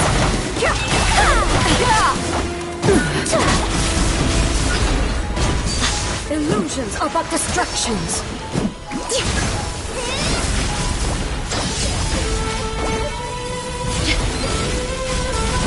Look alive! Whirling snow! Lots off! This one, a fleeting shadow. My apologies! Weak!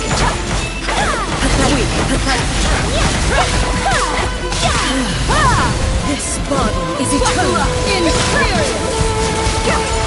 Take flight!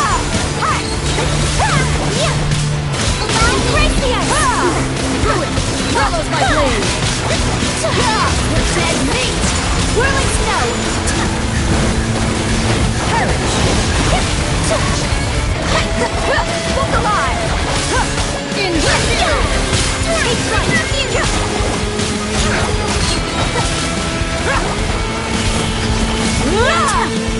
Kamisato! Witness the final calamity! Hold the line!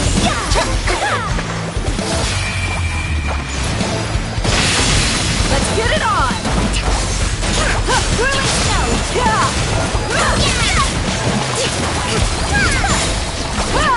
One's off! Sakura swirl! Take flight!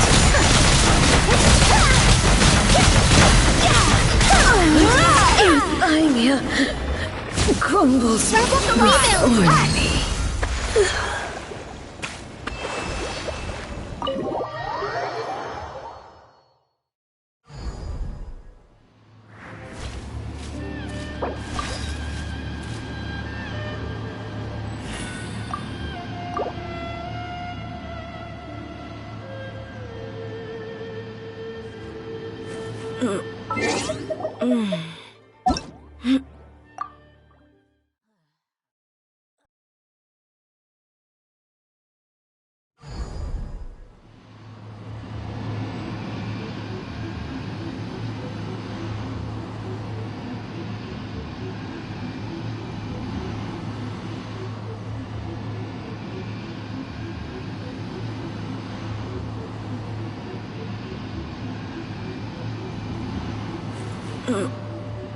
Mm.